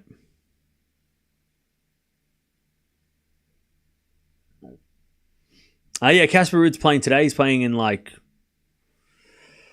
4 a.m. Australian time. So in like what? 7, 8 hours? Something like that.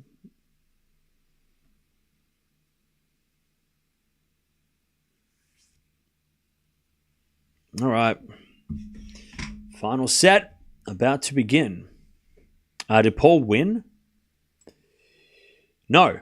He got broken to keep the match going. What's the next match going to cover? We're going to cover Sinner and also Raducanu in about 2 hours.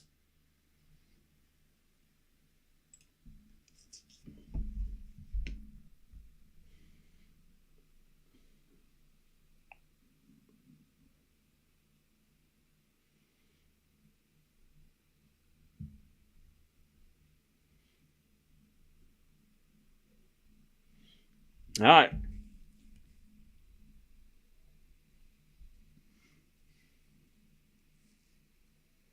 Need the over 21.5 games in the Mahatch match? Okay.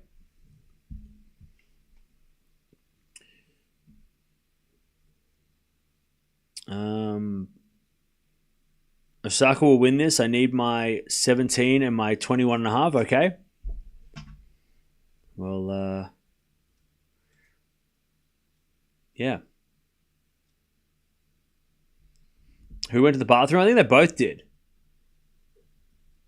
Both players disappeared, so.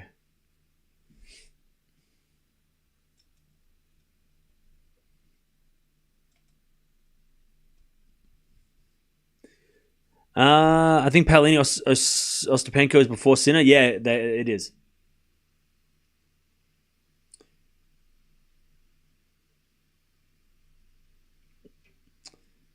And we're waiting for... So, Gauff Raducanu is after Mensik Marijan. So, it's Demonor. He's up a set and a break, and then Mensik Marijan, and then Raducanu Gauff. So we're going to be doing a doubleheader with Raducanu Gauff and Sinner and De Jong. That's all right. That's totally expected.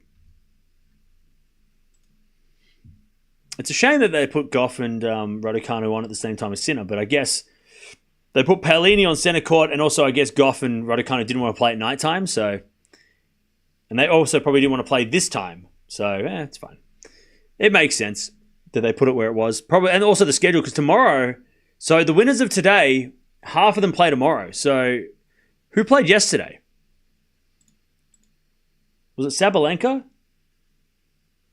Yeah, so yesterday Sabalenka played. So tomorrow, the bottom half of the draw play, which means the winner of this match will take on Collins or Svitolina tomorrow in a quarterfinal, and then Paolini Ostapenko versus the winner of Schneider and Mertens tomorrow as well. So that's another reason why the matches are a little bit earlier. And then all the matches that are later on, like Sabalenka, she gets tomorrow off, so it doesn't matter if it's late. All right. Again, which is why, these 2-week Masters are a little bit annoying, because the fourth round kind of just throws things out of whack. Because you got to give every player like a day off and 2 days in a row and whatever. Scrap the fourth round and make it a quarterfinal. Like everybody plays the quarterfinals at the same time. That would be much more fun. Have a women's quarterfinal day, then a men's quarterfinal day, then a women's semifinal day, then a men's semifinal day, and then the finals on the same day. Would that even work? Let me write it down. Let me see if I can math the math. 15-all, by the way. Weird scheduling. Yeah, it's not great.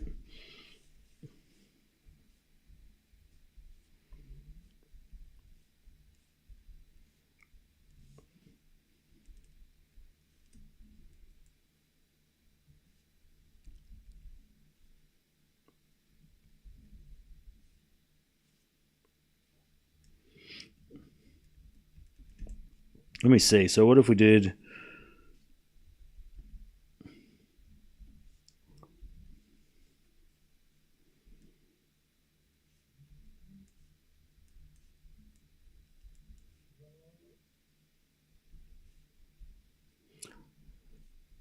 Chad, I think I figured it out. So get rid of the fourth round. Make first round start on Thursday, the week before. Second part 2, round 1 on Friday. Round 2 over the weekend on the first weekend. Monday, Tuesday, third round. Wednesday, women's quarterfinal. Or make it like, I guess, I mean, if you want to make it like, half the men's, half the women's quarterfinals. Quarterfinal day 2 on Thursday. Friday, women's semis. Saturday, men's semis. And then Sunday final. Both finals, men and women's final. I think I just read the Indian Wells schedule. Much better schedule. Much better.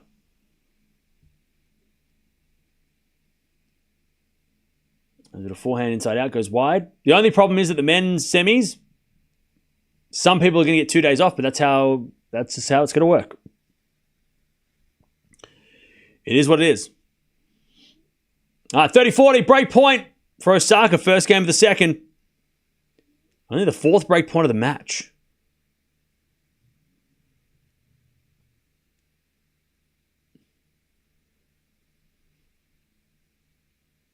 Don't have to get rid of the first round, not the fourth round? Or is it just me? No, if we get rid of the fourth round, we stack the first round.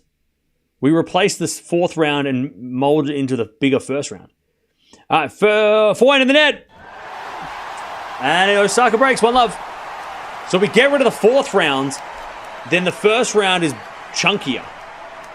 You know what I mean? Like, it means that if we get rid of the buys in the first round, then the fourth round is, we don't need the fourth round. Right? Because we're getting rid of, I mean, if you get rid of the first round, I know what you're saying. If we get rid of the first round, then the fourth round turns into a third round anyway, right? So if you scrap the third round, or the first round, you lose like 20-something players. And then the third round turns into a fourth round. So, okay, we don't need to scrap the fourth round. We just need to scrap the first round and then make everything... Again, it gets rid of the fourth round if you get rid of the first round. We're saying the same thing, just different language. Because if you get rid of the first round, then the second round is when we start, which would be the first round. And then the third round's the second round, and the fourth round's the third round, and then everything else is the same. Yeah, okay. We're saying the same thing, just a different way. All right, Osaka with a break in the final set. As it goes out by Stearns, and it's 15-love. But if we do get rid of the first round, how many players are we losing? How many players lose their spot? So 4, 8. What's 8 times 8? There's no way we lose 64 players. That's impossible. That can't be right. That can't be right. Do we really lose 64 players if we cut out the first round? That can't be right. Because then there's going to be 28 players or something.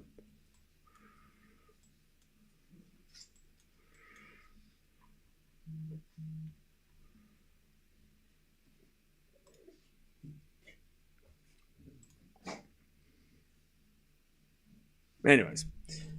All right. Stearns. 30-love. Sorry, Osaka 30-love.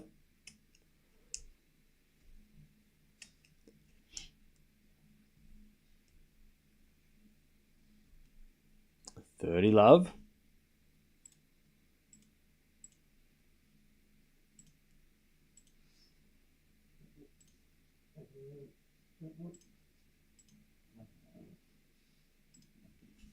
All right, 30-love.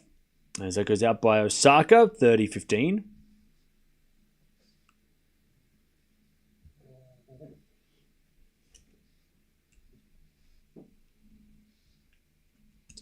All right, 30-15.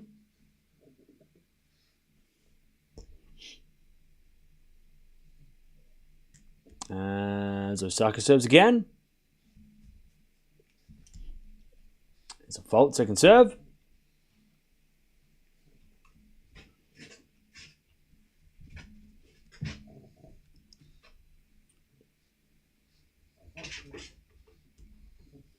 As Osaka with a backhand on the stretch. Stearns down the line in the forehand of Osaka. Stearns slices it into the net. Nice hitting from Osaka, 40-15.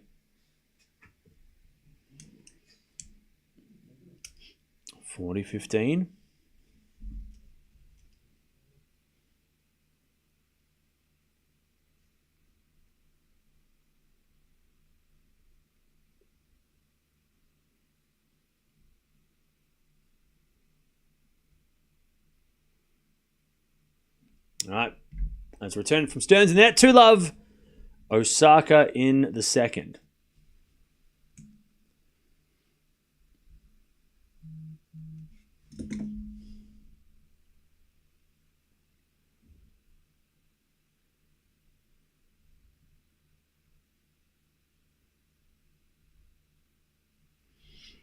Okay.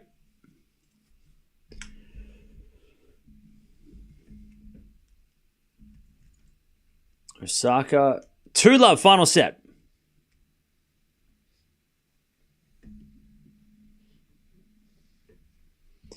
As we just serve in the back of Osaka. Osaka in the net. Stearns, 15-love. 1 second, chat. You want some dinner, Mia? You want dinner, do you? You hungry? You hungry, are you?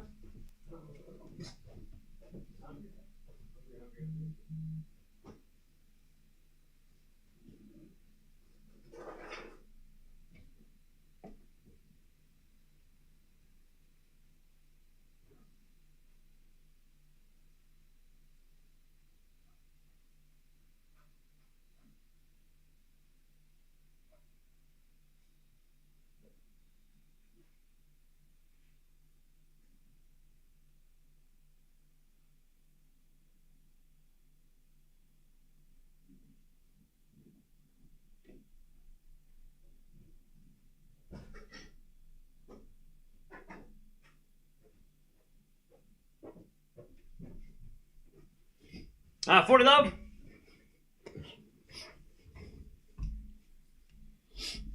$40-love.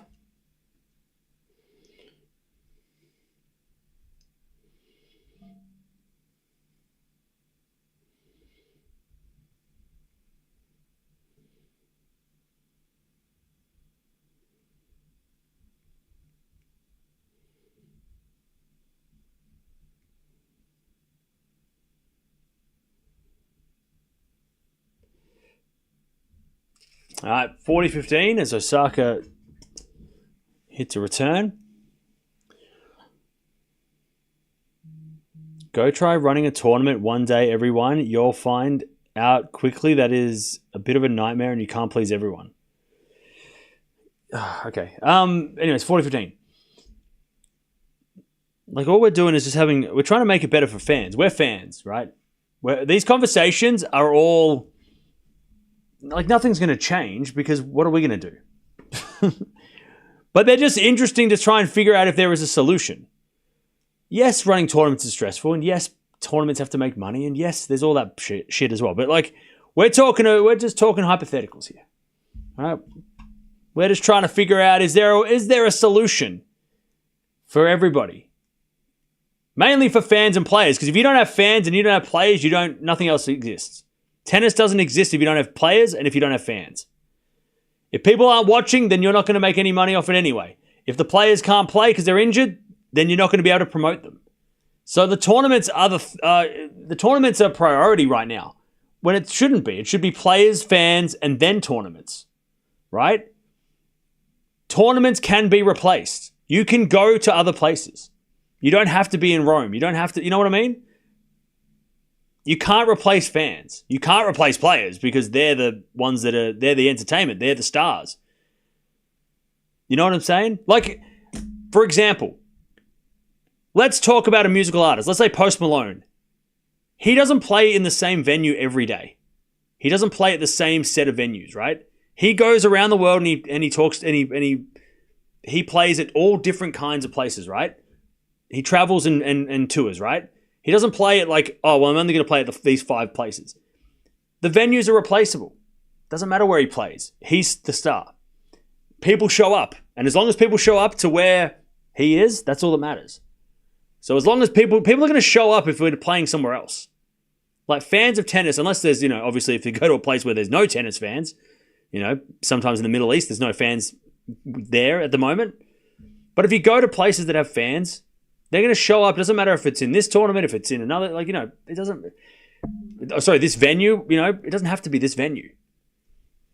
The tournaments shouldn't be priority. They shouldn't be the ones who are like, well, you have to come to us. You have to be here. No, we should be following the tennis players around because they're the stars and the fans will follow the players. So I don't know why, but the tournaments are the ones that are they're getting all the, this is everything that happens benefits them. It doesn't benefit us. It's not like the tournaments are making more money so then they can show it for free. So we can watch it for free. That doesn't happen, right? Or the players they might get an extra prize money for the lower ranked players, as we said, but it's still more work for the players, So again, I don't know. I just think it's a little backwards. It should be fans should be given more of a say. Anyways, Angela. For me, X. Thank you for the £20. Appreciate it. That's gone straight to the Mia Dog Food Fund. Appreciate that. She 20 pounds worth of dog food. There you go. Thank you for the 20. Appreciate that. Do you hear that, Mia? Yeah? All right, 15. I love 15. Love 15. As Osaka serves the fault, second serve.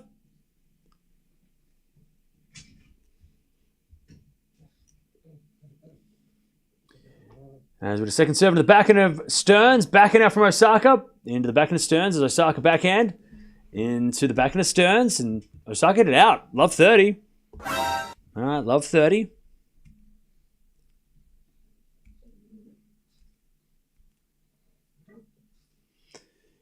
All right, love 30. Paul fumbled the second set. What? Nice down the T, 15-30. Well, I guess we're not watching that match. Actually, no. There's no matches after that anyway. For us. It's good. It's all good. By the way, Demon was up a set and a break, which is great. Oh, thank you, Angela, for the 5 gifted. You didn't have to do that. You've already been generous enough. Thank you for gifting memberships. Appreciate it. All right, 15-30.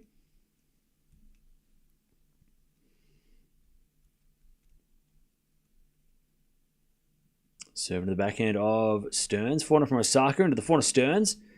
Osaka forehand. Again to the forehand of Stearns. Down the line to the backhand of Osaka. Stearns forehand inside out again to the backhand of Osaka. But Osaka hits it wide. 15-40 to get back on serve. Oh, Mahatch was good, not Paul bad? Okay. Well, that's good to see.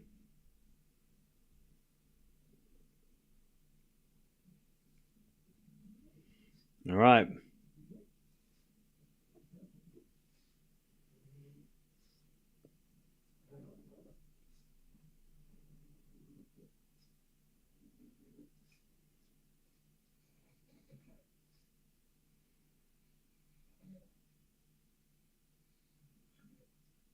Okay. 15-40.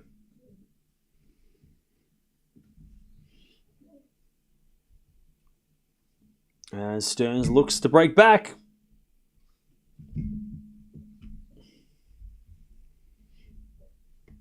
$15.40.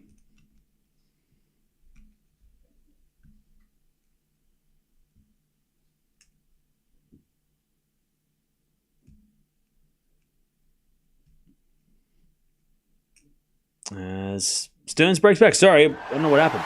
It glitched. 2-all.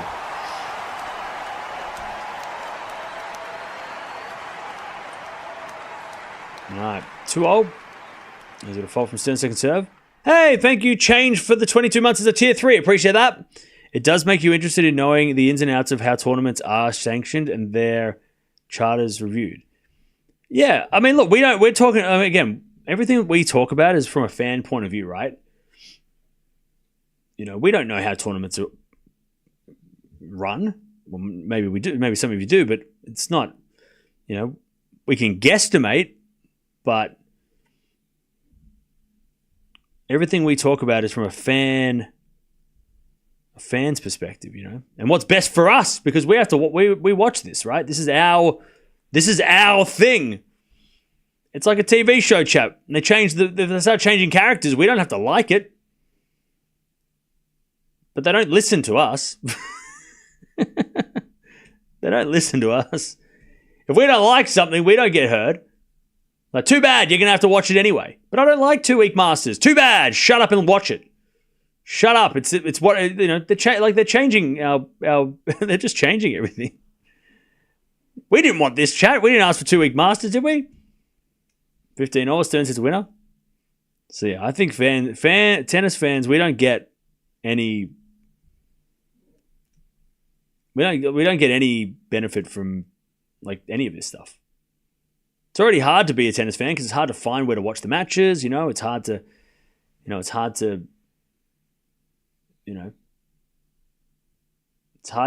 to find where tournaments are going to be shown.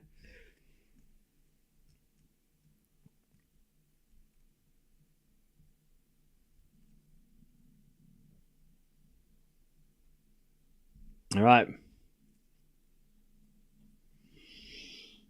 2-0, 15-0.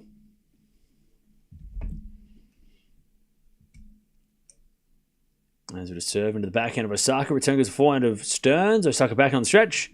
Goes wide. 30-15. 30-15.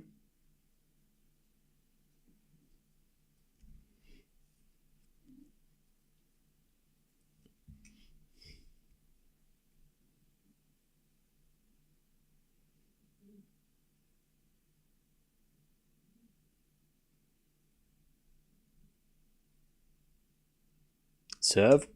There's a fault. Second serve.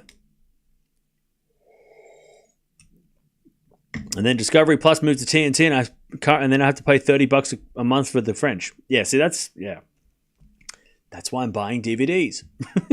30-15. Backhand into the forehand of Osaka. Forehand from Stearns on the stretch. Osaka backhand. Into the backhand of Stearns as Osaka forehand on the stretch goes in. Cross-court win off 30-0. The same thing happened here. All the tennis was on a platform that I watch Australian sports on, and then tennis got removed from the platform because another streaming service bought the rights to the tennis, and I don't want that service. Luckily, I have this, but for the Grand Slams, it used to be on a service that I watch other sports on, like Formula One and stuff, but then it got removed. Now, there's no tennis on this one platform that I use for AFL and stuff. There's no tennis. Which sucks because now I have to have two streaming services, one for tennis and one for everything else. That's what happens, But with sports, you have to do that, right? Sports are the thing that you have to stream live. You can't, I can't watch it later, I have to watch it live. As it a backhand out from Osaka, 30-0. Stearns with a forehand to the backhand of Osaka. Stearns into the forehand of Osaka. Stearns the forehand again to the forehand of Osaka. Into the forehand of Stearns. There's Osaka forehand down the line. Stearns with the backhand to the forehand of Osaka. Again, the forehand of Stearns. There's Osaka slice on the stretch. And then Stearns with a drop shot. Is too good. 40-30.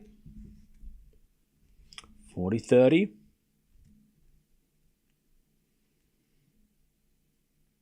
Who do you think wins as it stands now? I'm still going Osaka. I'm going to stick with Osaka. It's just a nuisance. Discovery Plus was £7 and already paying for Sky Sports for the rest. As you say, have to be committed to be a fan and poor. Yeah. Yeah. It really kills the casual fan, that stuff. Like, casual fans are not going to pay for that. Unless they're paying for another sport that they get, to watch. As with a slice down from Stearns, in comes Osaka. She puts away the forehand. We get the deuce. Like, the thing that I think hurts tennis a lot with that stuff is the people that are like, hey, I'm going to watch this because I love NBA. And then when their NBA's not on, they flick between the channel and they go, oh, tennis is on. Whereas if you remove tennis from certain platforms that have other big sports, tennis loses that audience to tap into those audiences that are just looking for something to watch. When tennis isn't on that menu, then tennis loses, right? That's an issue. You know, the people that are watching this, watching WTA TV are the people that want tennis. You know, I have WTA TV because I watch tennis, not because I watch NBA and tennis is on there too. You know, tennis I think is gaining popularity in some places, but it's definitely. It's not even losing popularity. It's more like it's just it's losing viewers. It's harder to find. Like there's places where it's like it's booming, right? But then it's just hard to find. So you're gonna lose people that are just like who like tennis, like it is like a casual fifth favorite sport. Because if you can't find it, they're not going to look for it. People that aren't looking for tennis, you need to put it in front of people that are just browsing the streaming. That's how you find those people again. The people that are just, like I said, flicking between channels and then all of a sudden, oh, tennis is on, I'll watch that. Like, we don't have many of it doesn't feel like we get those people because you have to be like committed to watching the sport. Or maybe it does happen in some countries where you have the opportunity to watch it if there's nothing else to watch, right? Is it a backhand rally? That's a winner from Osaka, back to deuce. Good for you, Cam. It's not really good for me at all because people that come here are hardcore, well, most of us are hardcore fans, you know? People aren't browsing YouTube for tennis. Yeah, sure, we might pop up and someone might be like, hey, this guy's watching tennis. But like the people that are here come here to find the match or come here because they're looking for tennis. They're Googling tennis, right? Again, it's not the same as somebody who was just like browsing the internet and then finds a tennis stream. Like that doesn't happen. Like most of you guys, how did you find this channel? I doubt you were looking at like Mario videos and then tennis popped up. Most of the time it would be, I was looking for this tournament, this match, this player, and then I found the channel. Like it's not, like I know a lot of people find the channel that way.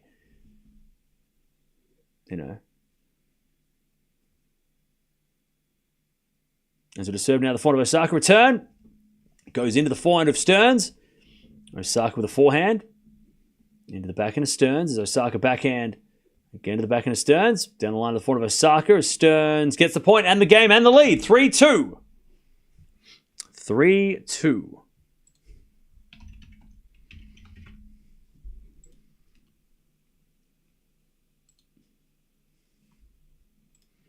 3-2. Stearns final set.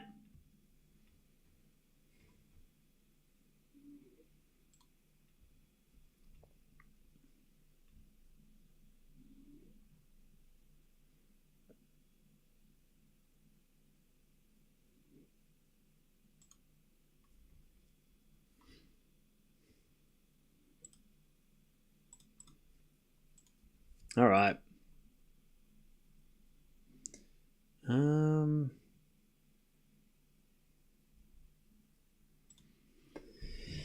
Cool. Lots of people check YouTube for tennis news. Maybe. But I think it's mostly from people looking for matches and stuff. But again, you were looking for the tennis. Like, people that are not looking for tennis are not coming across this channel. Unless they put a video about tennis that they're like, oh, that's interesting, but it's very rare that they're going to come across this unless you're actively looking for it. Like you've got to have tennis on the brain to probably find the channel.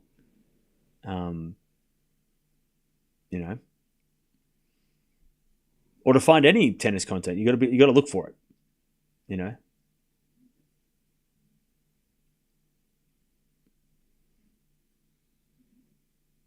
Was definitely looking for a way to follow the matches. There you go. Yeah, see a lot of people looking for tennis and found here, which is great, and I appreciate you for finding and sticking around.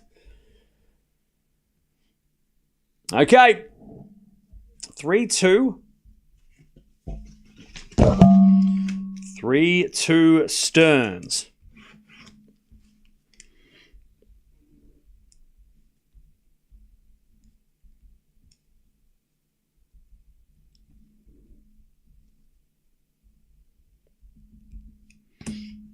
3-2 Stearns as she wins the first point, 15 love.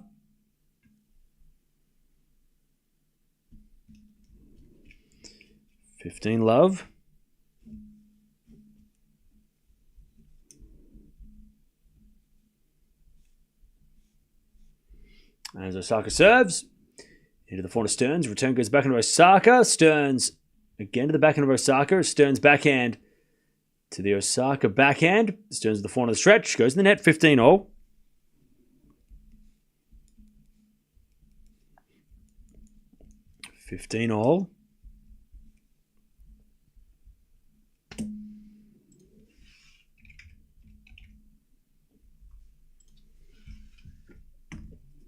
All right, 15-all.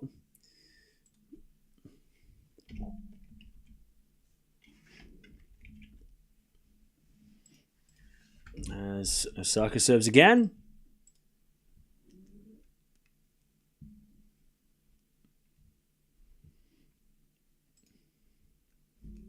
As Stearns goes down the line, the backhand of Osaka. Cross court is wide. It's 15-30. Osaka in trouble.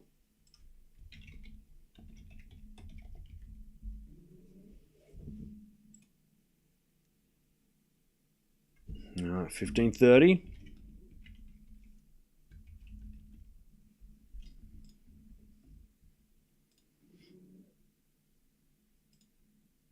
As Stearns hits out in the return.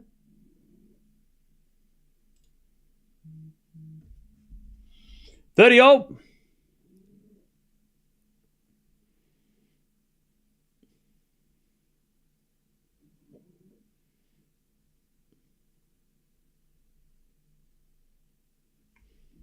$30-all. As Osaka serves again. And the return goes back into Osaka. Back into from Stearns. Into the backhand of Osaka. As Osaka hits it out and hits the racket on the ground. And Stearns gets a break point.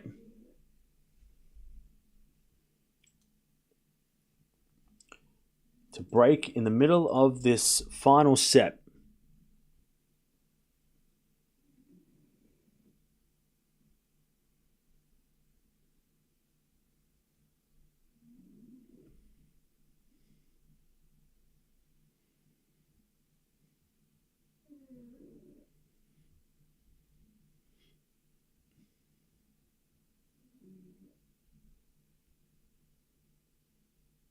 All right. As Stearns gets a break, Osaka overhits it. And it's 4-2 final set.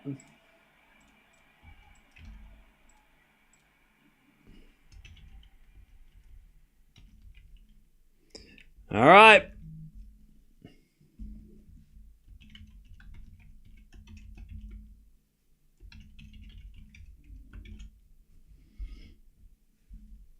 All right, Stearns with the break. Final set. She was down a break.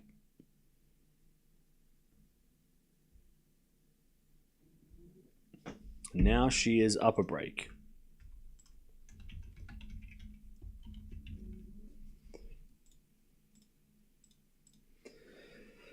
Um, 4-2.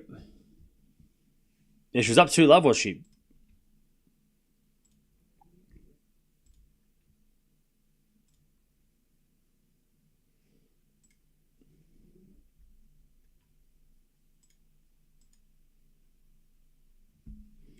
Four-two. As Osaka returns, goes in the back into Stearns, and Stearns is a wide love 15.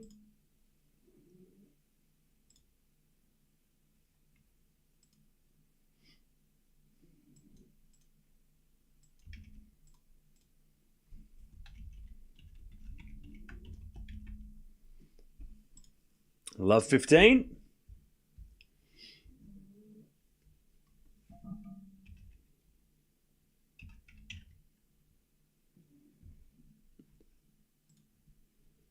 Love 15.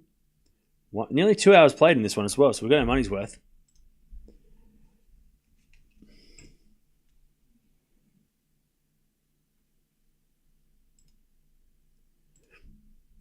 Stearns love 30, double fault.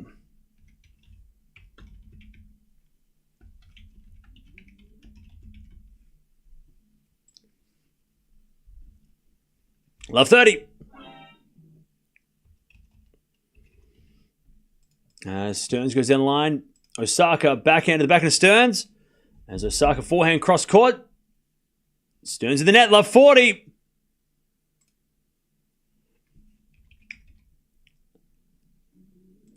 Love 40. Stearns, who just got the break, is now in trouble.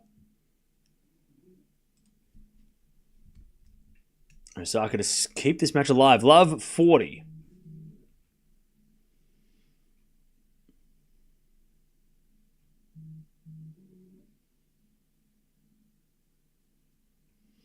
As the return goes into the forehand of Stearns. Forehand from Osaka. Again, the forehand of Stearns. Osaka backhand slice. Goes in the net. 15-40. One saved.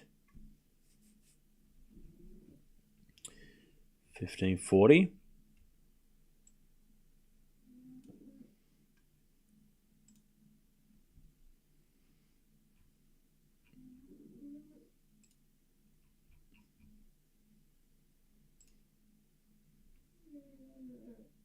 All right, 15-40. And Stearns serves a fault. Second serve.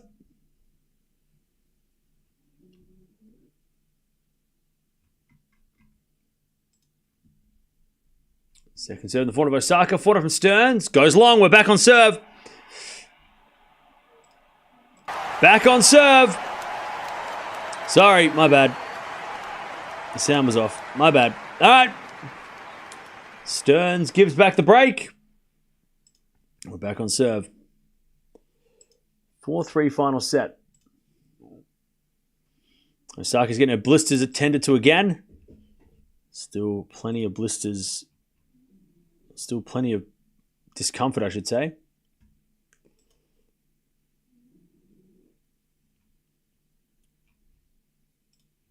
Okay.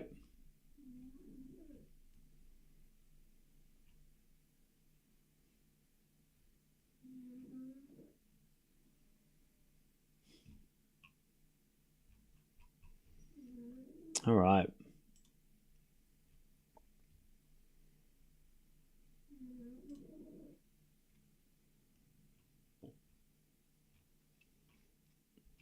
So yeah, Osaka's just getting wrapped up again. Nothing new.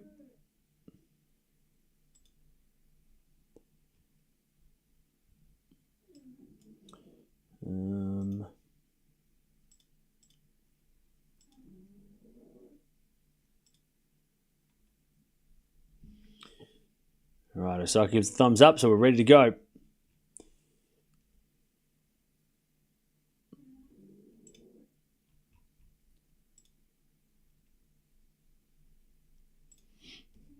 All right, we're back on serve 4-3. Osaka serving. Osaka going to serve.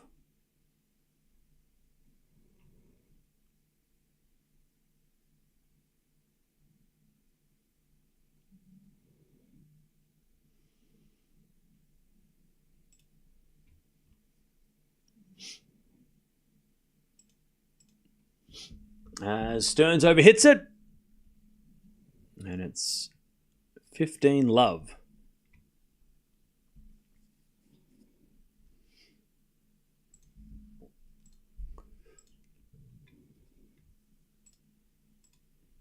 $15 love.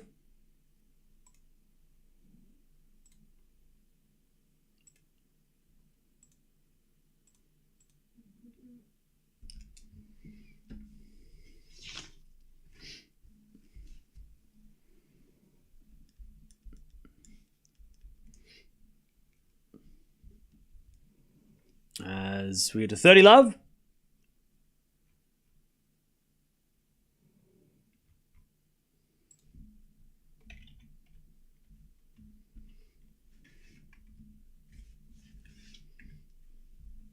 $30 loves it to serve to the back of the Stearns. Return the net. 40 love.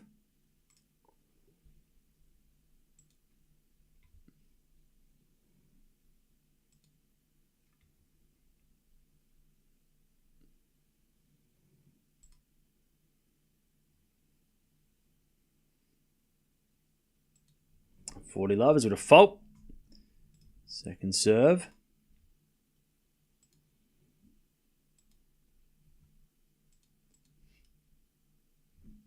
As the return goes back into Osaka. Osaka in the net, 40-15.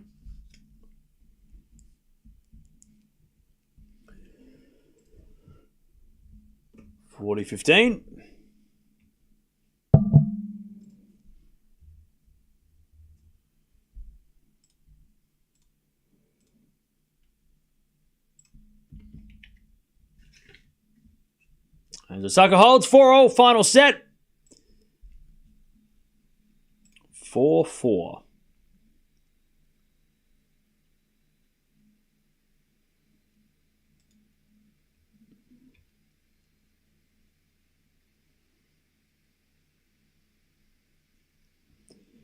Okay, back to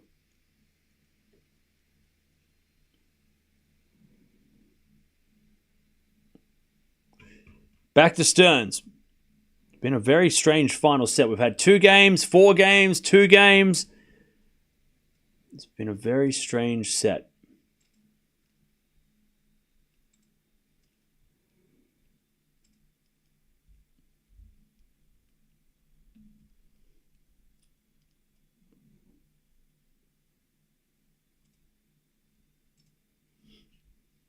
As a backhand now to the backhand of Osaka. Stearns again to the backhand of Osaka. Stearns backhand again to the backhand of Osaka. And Osaka in the net, 15 love.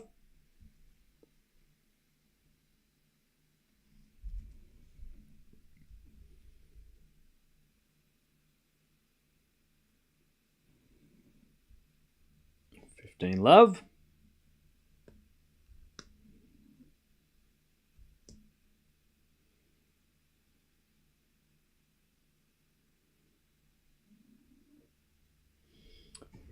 Stearns serves again.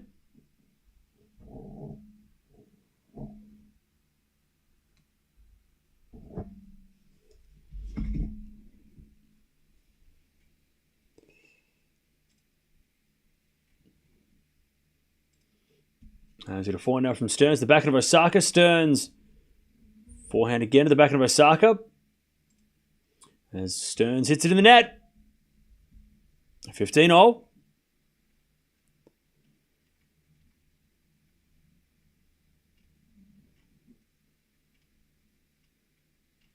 All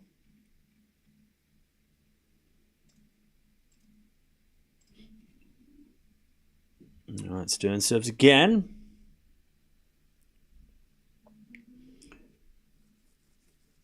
And it's a fault. Second serve.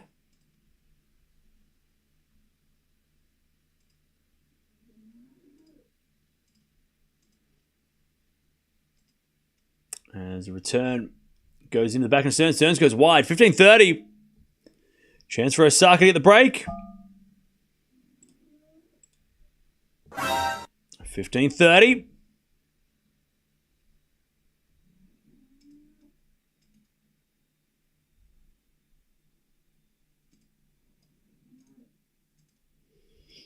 15-30. As Stearns hits a forehand wide. All right, 15-40. Osaka to take the break and serve for the match.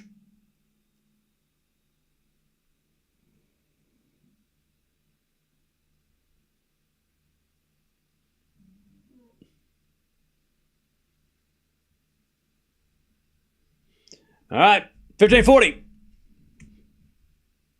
As the return goes to the forehand of Stearns. Osaka backhand. Stearns. Forehand again to the backhand of Osaka. Stearns with a forehand again to the backhand of Osaka. Stearns backhand again to the Osaka backhand. Stearns again to the backhand of Osaka on the stretch. Stearns forehand is a winner. She saves 130-40.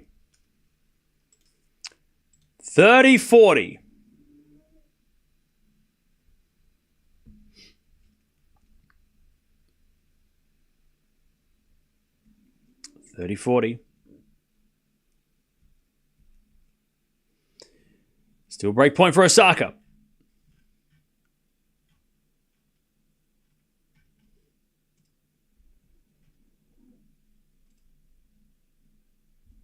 30-40. Serving to the backhand of Osaka. Return goes to the backhand of Stearns. Osaka backhand. Again to the backhand of Stearns. Down the line of the forehand of Osaka. Stearns gets on the stretch. Osaka's backhand goes in. Stearns on the attack now as Osaka with the forehand on the stretch. Stearns goes down the line. Osaka's there with the backhand, but it goes wide. And we get to deuce.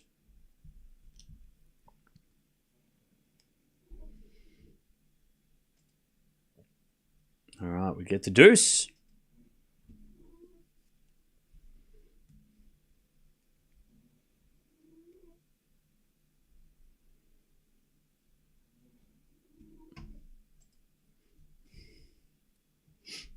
We get to deuce.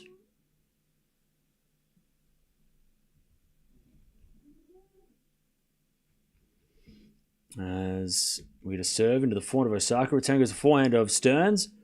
Osaka forehand again to the forehand of Stearns. Into the backhand of Osaka. Stearns with the forehand of the stretch. Osaka forehand down the line. Stearns gets with the backhand. Osaka gets the point. Stearns overhits it.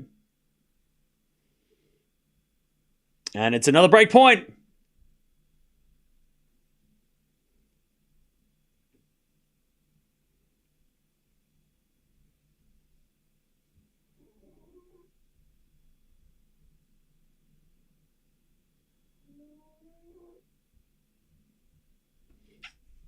Okay, advantage Osaka to get this break and serve the match.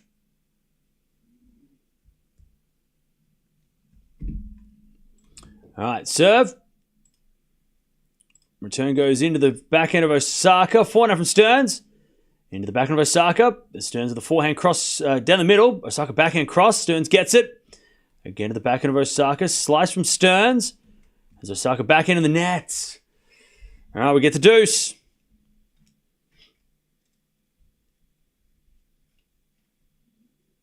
We get to deuce.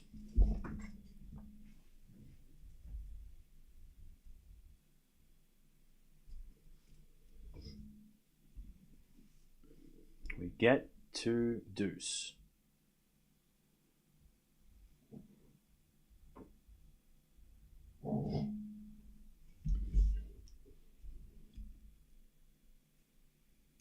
As Stearns serves a fault. Second serve.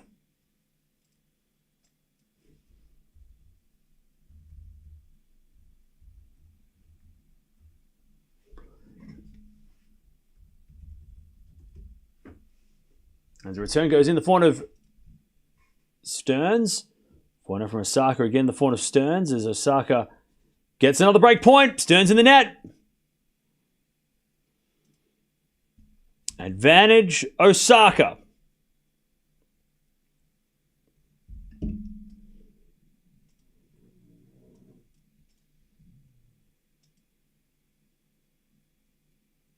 Advantage Osaka.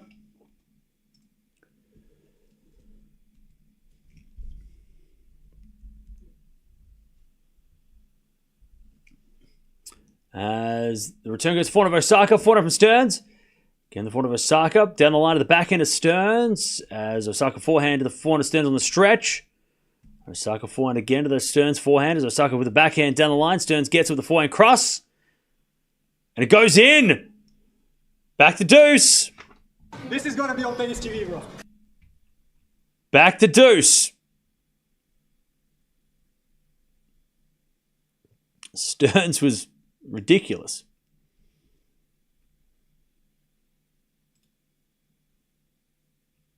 Now we get back to deuce.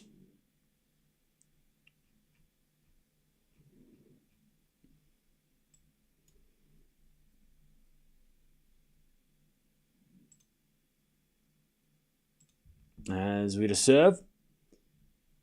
Into the forehand of Osaka. Stearns goes into the forehand again of Osaka. Into the forehand of Stearns. Osaka, another forehand to the forehand of Stearns. As Osaka forehand down the line goes wide. Advantage Stearns.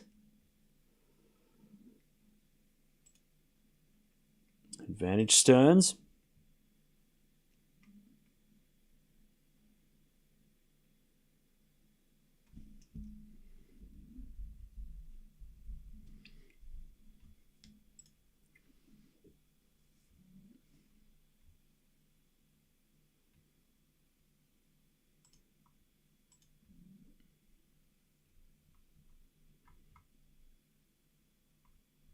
Advantage Stearns. As the return goes to forehand of Stearns. Stearns in the net. We're back to deuce. This is a very important game. This is a very important game.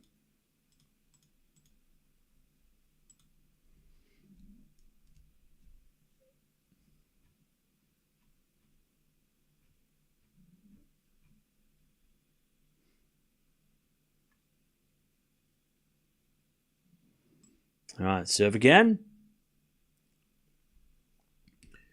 Into the back of Osaka. Return is a winner.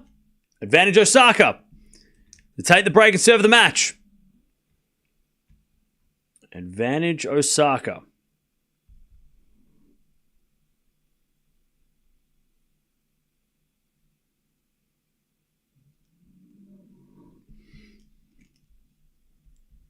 All right. Advantage Osaka.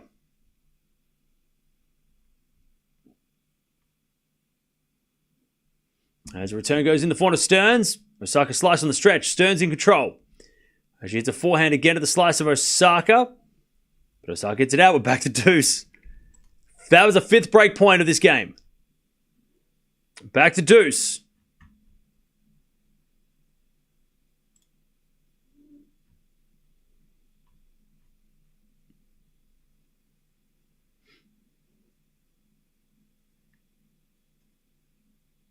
Back to deuce.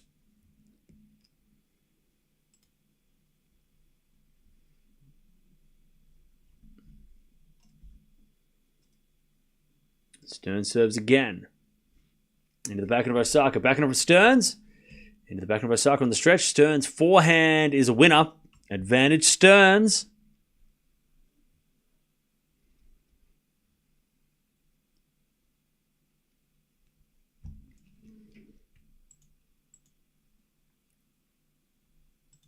Advantage Stearns for a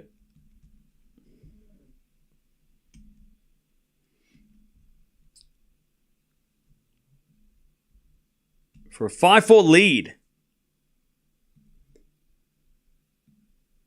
As we return now into the forehand of Stearns. Osaka forehand on the stretch goes long. And there it is, 5-4. That was a marathon. That was a marathon. How important was that? 5-4. Stearns holds. And Osaka's going to serve for the match. Hey, Angela, thank you for the 10 gifted. Sorry, I missed that. Where did I miss that? Sorry, Angela. Thank you for the 10 gifted. I didn't see that. I was too busy looking at doing a bunch of things at the same time. By the way, Demonor won. And Marijan and Mahatch are in the same stage as we are right now. So that's happening at the moment. All right. You've missed heaps? What are you talking about? I was talking about the match. 5 break points saved. And Stearns will stay in front for now.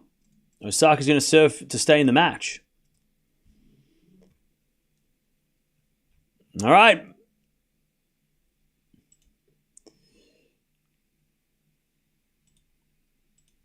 All right. Stearns is 1 game away from making the quarterfinals here. Osaka's going to have to try and hang on.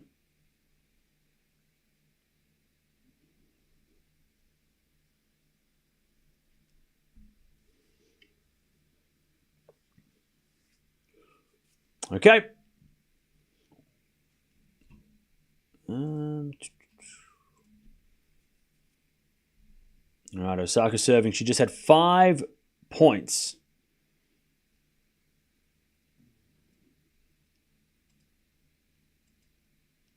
Five break points.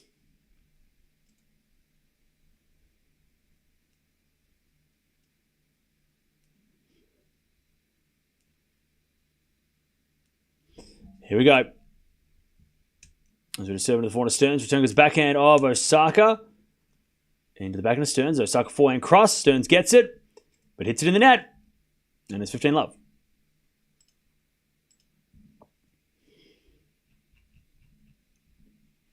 15 love.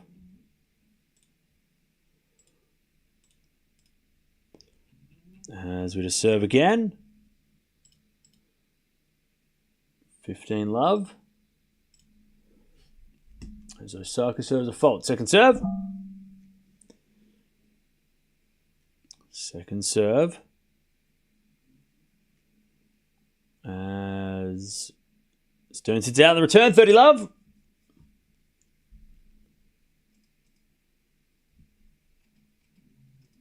$30 love.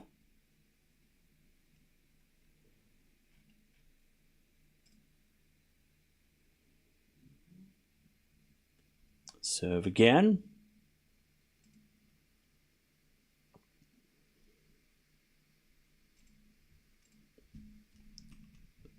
As Stearns in the net, 40 love.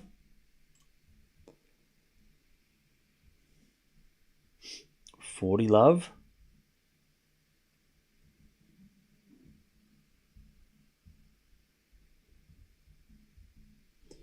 As we just serve into the backhand slice of Stearns. Return goes in the forehand of Osaka. And Osaka to win a 5-all. Solid hold from Naomi Osaka. All right, 5-all. As Stearns serves again. 5-all.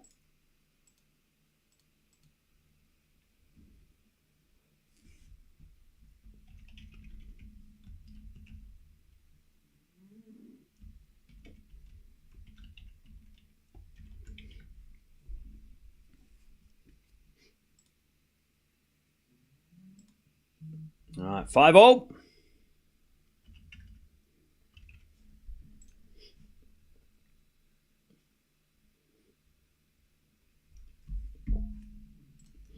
Stearns backhand to the backhand of Osaka. Lob goes up. And then Stearns hits a forehand winner.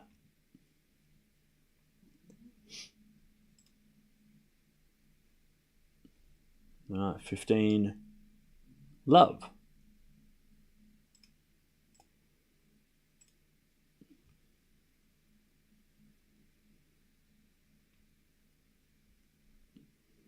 $15 love.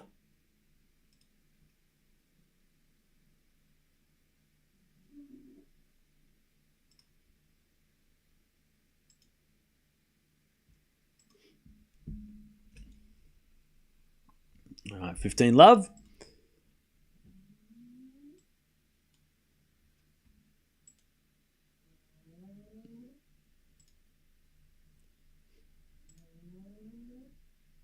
Stearns goes a 15-all.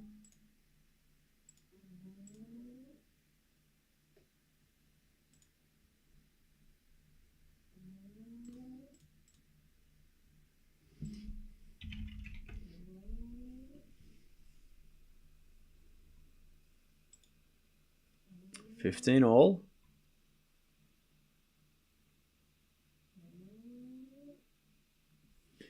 Stearns has a fault. Second serve.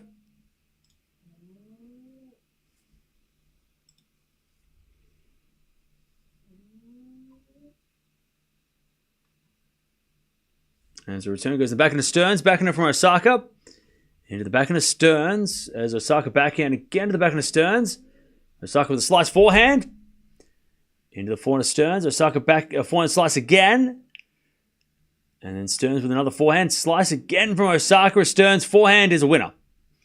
And it's 30-15.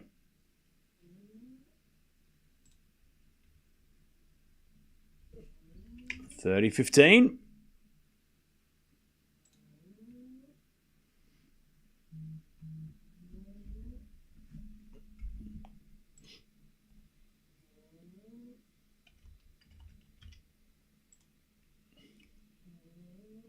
All right, 30-15 is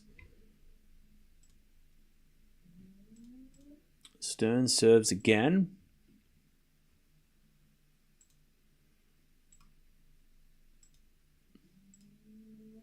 $30-15. Oh, Tommy Paul wins. Nice. All right, 30-15 is going to serve again from Stearns.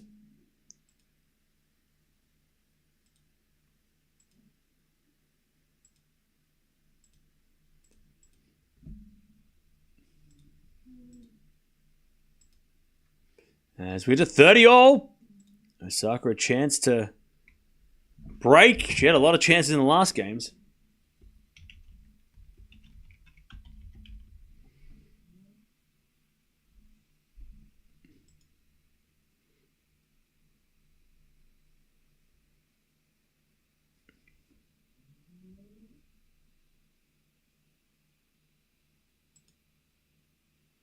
All right. As we're backing for Stearns, into the backhand of Osaka. Stearns again to the backhand of Osaka. Stearns to the forehand to the forehand of Osaka. Into the forehand of Stearns on the stretch, and she hits a winner. 40-30. Stearns to take the lead again and force Osaka to play a final set tiebreak. Or she's going to win the match.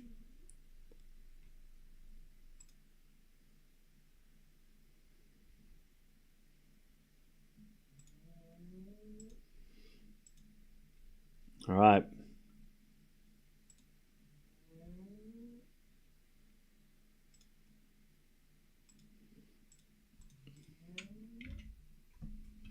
Stearns with the backhand to the backhand of Osaka. Stearns backhand again.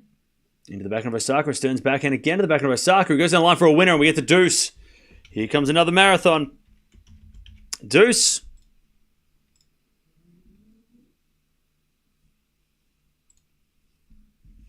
We get to deuce.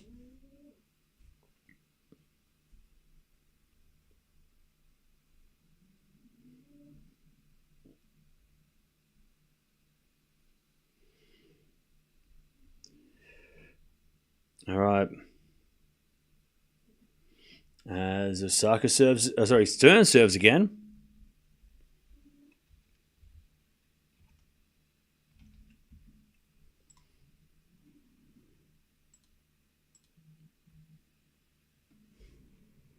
All right, deuce.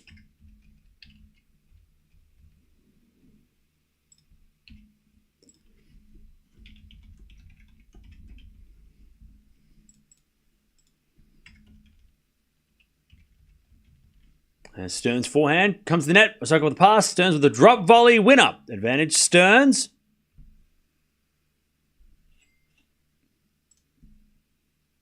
Silent viewer, thank you for the donation. Appreciate it. Thank you for the 150 money.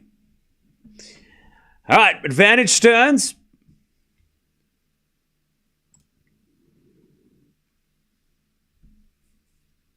Advantage Stearns.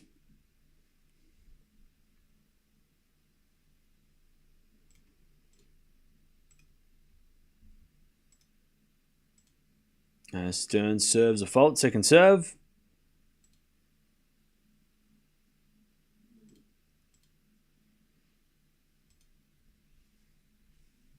Second serve, Stearns. The backhand of Osaka, backhand of Stearns. The backhand of Osaka, Stearns backhand. Again to the backhand of Osaka. And Osaka gets out. Stearns, 6-5. Osaka's going to have to serve to get to a tiebreak to finish this off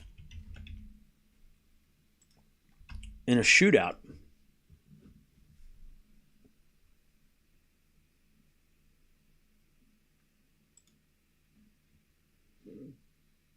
All right.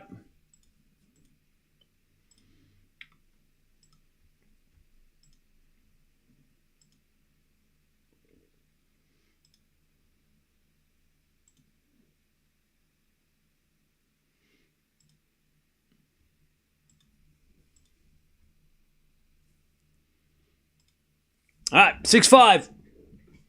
Osaka's going to serve to stay in the match again. What's going on, chat? What's going on? I have to give Patrick Rotogu credit for naming his performance on clay. She's a different player. Yeah, Osaka on clay this year has been a real thing, which is cool. We haven't had... I mean, she in 20... I think it was like 20... I want to say 2019 or maybe 2019. She had a good clay season, but this is like next level.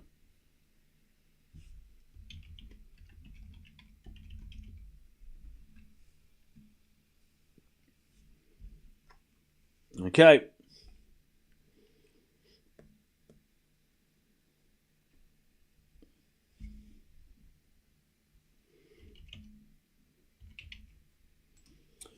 Let's see if Osaka can get to a shootout. I have no idea. Was Stearns throwing up in the bin, or was that just... was she just yelling into the bin? Okay. Here we go. It's going to be Osaka.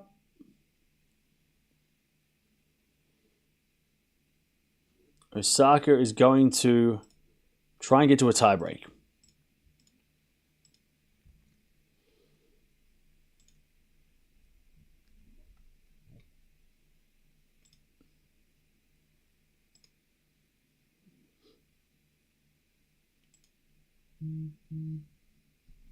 As we're backhand now from Osaka, that goes into the forehand of Stearns. Osaka again to the backhand of Stearns.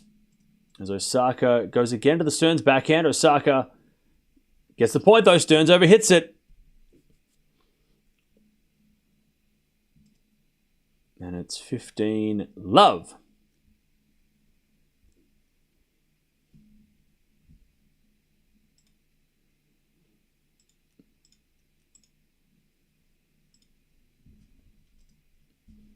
Love. As we return now to the forehand of Osaka. Stearns forehand on the stretch. Osaka forehand inside out is good. Stearns gets it with a slice. Osaka forehand down the line's a winner.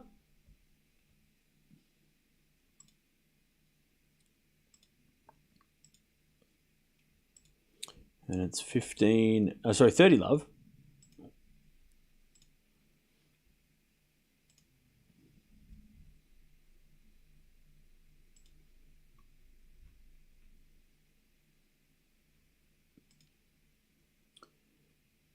Love.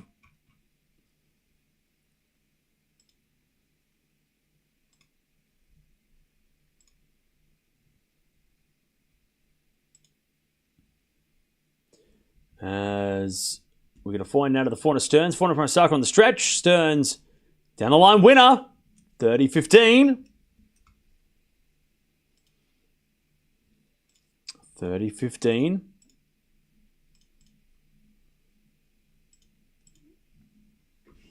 Beautiful shot down the line.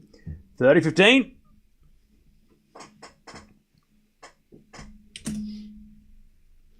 Three points away, Stearns.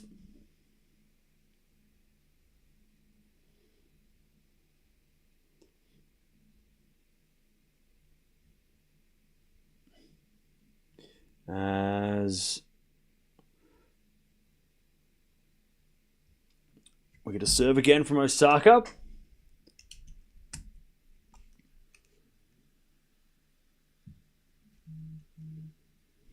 As we're back and return now the backhand of Stearns. Backing up from Osaka into the backhand of Stearns. Again, the backhand of Osaka is Stearns down the line. Osaka gets it with a forehand cross court. Stearns on the stretch. Goes in the net. And it's 40-15.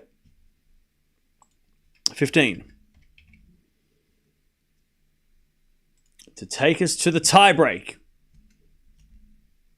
in this final set. And what a match this has turned out to be. We knew this could be a banger like this. We knew it had potential. 40-15. Osaka serves the backhand of Stearns. Return goes to the forehand of Osaka. Stearns again to the forehand of Osaka with a slice. Stearns with the forehand again to the forehand of Osaka on the stretch. As Stearns goes down the line for... No, it's out! Tiebreak! And now it's time for the tiebreak game.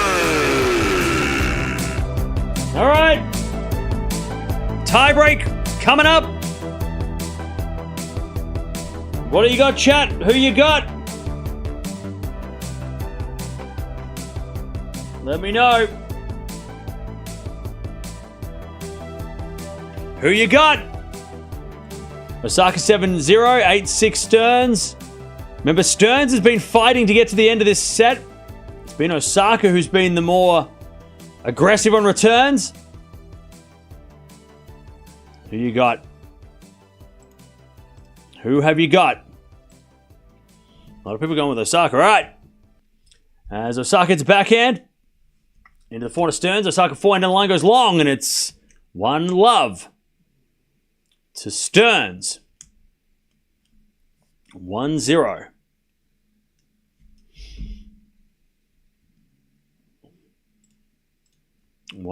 Stearns.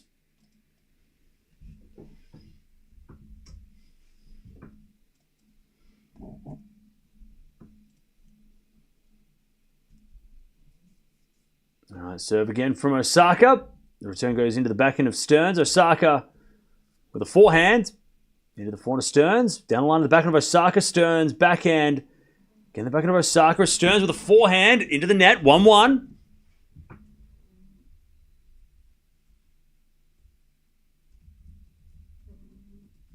All right, 1-1.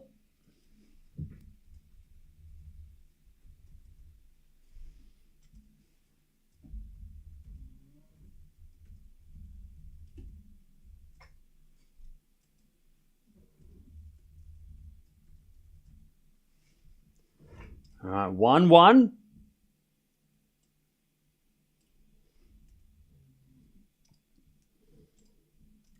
As Osaka gets the 2-1 with a good serve.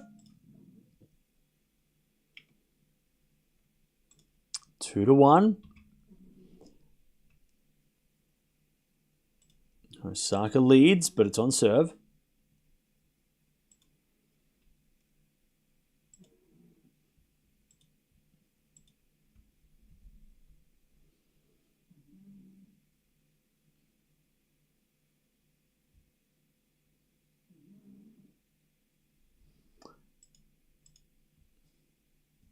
As Osaka goes to the forehand of Stearns. Forehand from Osaka. Again, the forehand of Stearns. Osaka again to the Stearns forehand. As Osaka wins the point. 3-1. 3-1.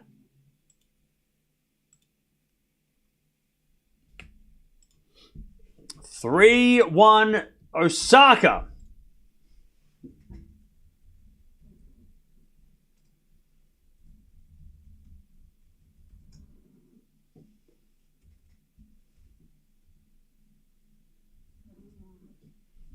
Okay. Stearns with a drop shot. Osaka can't get that one. 3-2. Osaka still got the mini break, though. 3-2. Osaka has the mini break. Remember, these final set tie breaks are only to 7 outside of the Grand Slams.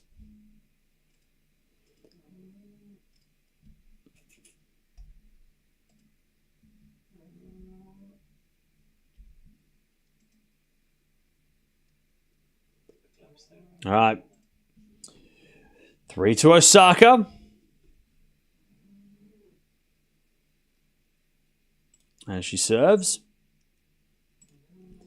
Into the backhand of Stearns. Return goes out. Osaka 4-2. They change ends.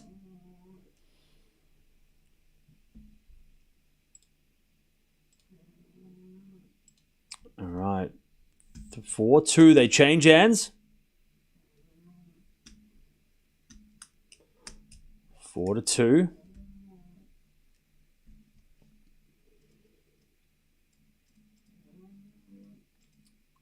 Still Osaka with a serve to come. This is going to be a heartbreaker for Stearns if she loses. I mean, both players, either player who loses at this point, it's heartbreaking.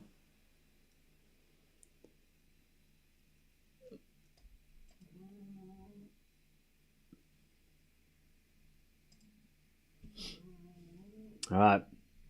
4-2 Osaka.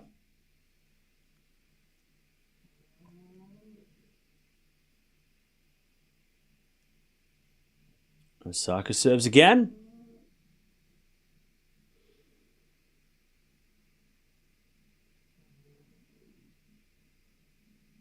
And she serves a fault. Second serve.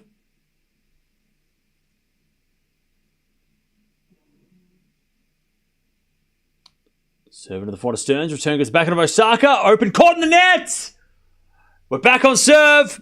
Osaka had an open court. She hits it in the net. On the backhand side, it's 4-3. Stearns back on serve. Bad miss. That was a bad miss. I mean, Stearns might have got there and done something incredible, but God, that was tough. All right, Stearns back on serve. 4-3 Osaka. As Osaka returns into the front of Stearns, to the backhand of Osaka. Stearns, forehand, is the winner for all. 4-4.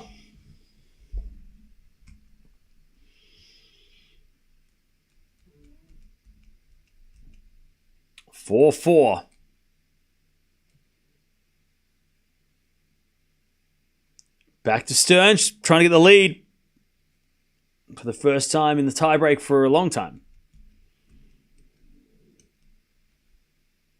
Serve. Out wide of the front of Osaka. Return goes in the front of Stearns. Osaka backhand. To the backhand is out by Osaka. And Stearns gets the lead. 5-4 on serve. Stearns is 2 points away from the win. 5-4.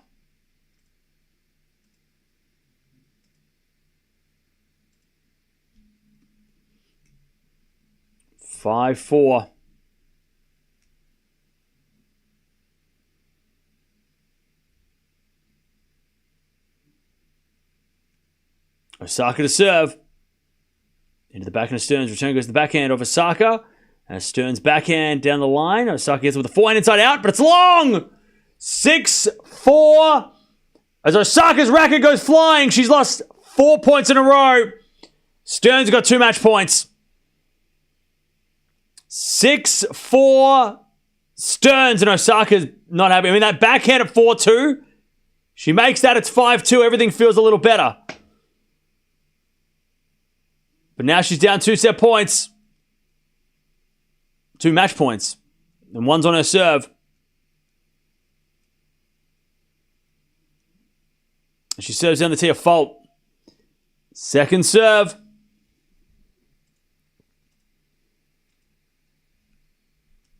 Second serve. Into the forehand of Stearns. Return goes back into Osaka. Stearns. Inside out forehand to the backhand of Osaka. Again, the backhand of Stearns. Osaka backhand down the line. That's a great shot. Stearns gets it. Osaka backhand cross court in the nets. Wow. Stearns comes back. I think she started cramping. Stearns started to cramp and she celebrated. She turned around and went, come on, and then she cramped. Stearns is cramping all of a sudden. Wow, that was a scary finish. Stearns wins, but she's in pain. That was awkward. She won 5 points in a row. I think Stearns is she is throwing up in that bin. She is puking everywhere. Yes, Stearns is not in a good way. That was a physical effort. Her whole team are like, yay, we won, and nobody is watching her. That was brutal. Stearns she can't even wave to the crowd. That was brutal. She turned around to celebrate, and then her leg just went, nah, I'm not going to do that.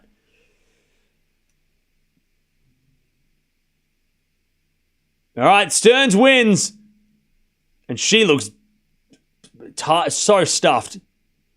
I think she was spewing in the bin before because she just had face in the bin at the end of the match. Yeah, Stearns was definitely cramping at the end. She drops the racket and then shouts, and then her leg then she just buckled. So the last bit of energy was for the celebration, and then she just went, I'm out. I'm done. Man, Stearns is just so crazy. And now she's going to play the winner of Collins and Svitolina, so it's going to get even harder. Stearns have now beat Osaka and Keys back-to-back in final set tiebreaks. That's impressive. But at what cost? I mean, is she going to be physically ready to be able to play Collins or Svitolina? Remember, Collins made the semis here last year, and Svitolina's been playing really well on clay. So let's see what happens.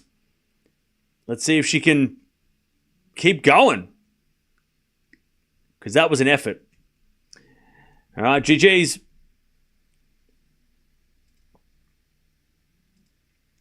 All right. There we go. What a match. That's the start of the day. That's the first match of the day. Crazy. Crazy first match of the day. Marijan and Mensik are 4-4, by the way. I watched Stearns beat Kalinskaya on Thursday. Good player. Nice. Nice one. Yeah, she's definitely fun to watch. Definitely got that fight in her.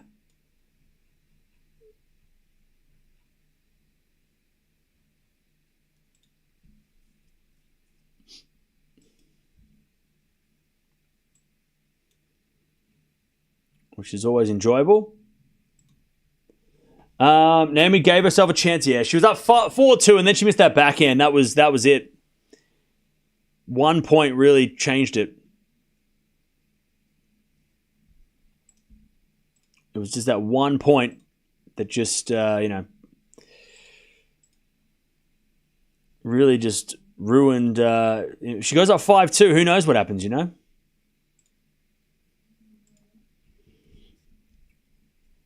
Stearns has doubles today as well. Yeah, she'll pull out of the doubles. Would have been a breakthrough for Osaka. She knew it was on the line. Yeah, but now Stearns, I think, is seeded at for the French. So that was a huge win for her. She needed it too. 32 winners, 33 errors from Stearns, 26 winners and 29 errors from Osaka. 10 aces. Osaka so well. A lot of break points at the end there for Osaka. There wasn't too many break points in the match, but then Osaka at the end there, she had 4-all and 5-all. A lot of chances that she couldn't take. Stearns, that was where Stearns won the match, where she saved those break points. And then the fight back in the tiebreak, 4-2 down. I mean, crazy. Stearns won't play doubles later. I'd be shocked. But look, Osaka's had a great preparation for the French. She won a title. She went the 4th round here. Osaka, going into the French, is probably going to the French with the most confidence she's had at a French Open for a long time. She just needs to get a decent draw, where she doesn't have to play, Swiatek or Sabalenka or some of the, Gauff in the second round, right? She just needs a little bit of fortune, and she won't have to play against a crazy player. Yeah, Stearns super clutch.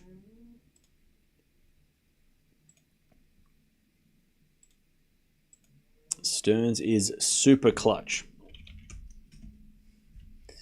Okay.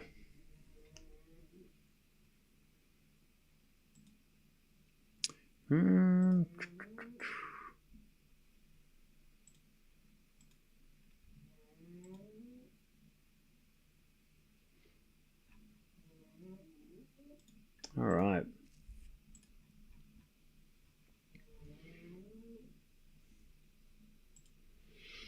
All right, cool. Now, so next what we've got going on is we've got Gauff versus Raducanu, who's coming on after Mensik Marijan. And then we also have Sinner after the Paolini Ostapenko match. So we've got a little bit of time between matches, but yeah, we've got some time. And then later today, we've obviously got some big matches later too. So.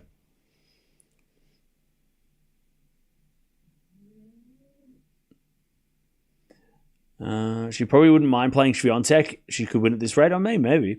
Maybe she wants to play Swiatek. Stearns will play the winner of Svitolina and Collins, who are playing later. Actually, they might be playing pretty soon. By the way, Schneider's up 4-2 against Mertens.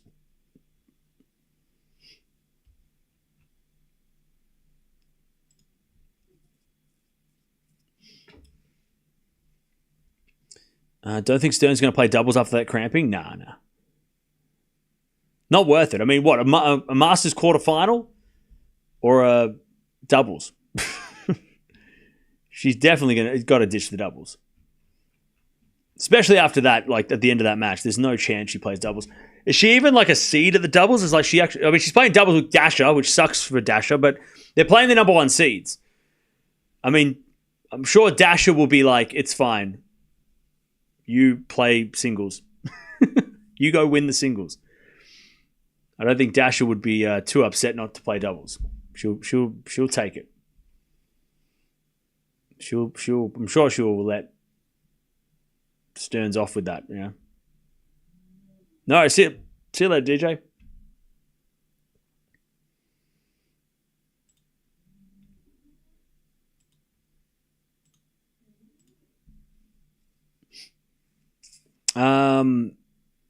Losing when you have won more games than your opponent is just sad? What do you mean? The games were 16 games all. I don't know what you're talking about.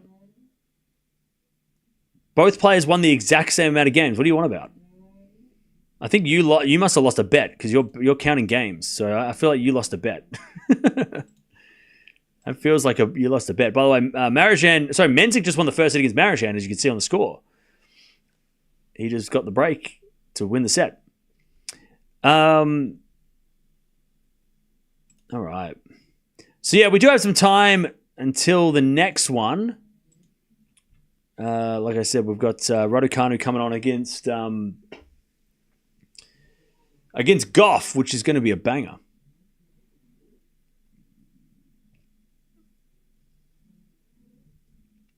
But we'll be back later. Yeah, we're watching Gauff Raducanu later. So I'll send you over there.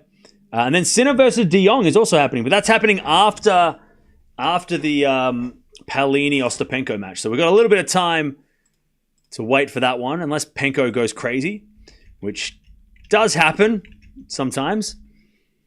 So yeah, Stearns 100% breakpoint chance. Yeah. I mean, the breakpoints were really at the end of the match with that Osaka had a chance at the end of the match, but Stearns just held strong. She is stubborn.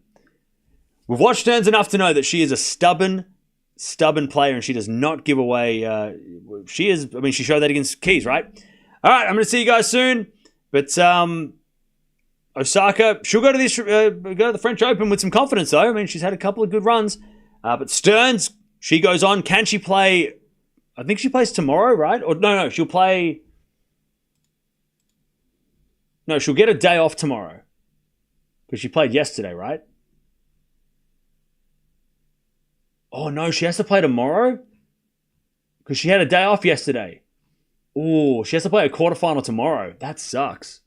All right, so Stearns is playing tomorrow. Hopefully the cramping and her fitness will recover. But good win. She gets through Osaka 6-4, 3-6, 7-6. And she into the quarterfinals. I'll see you guys for Raducanu Gauff soon.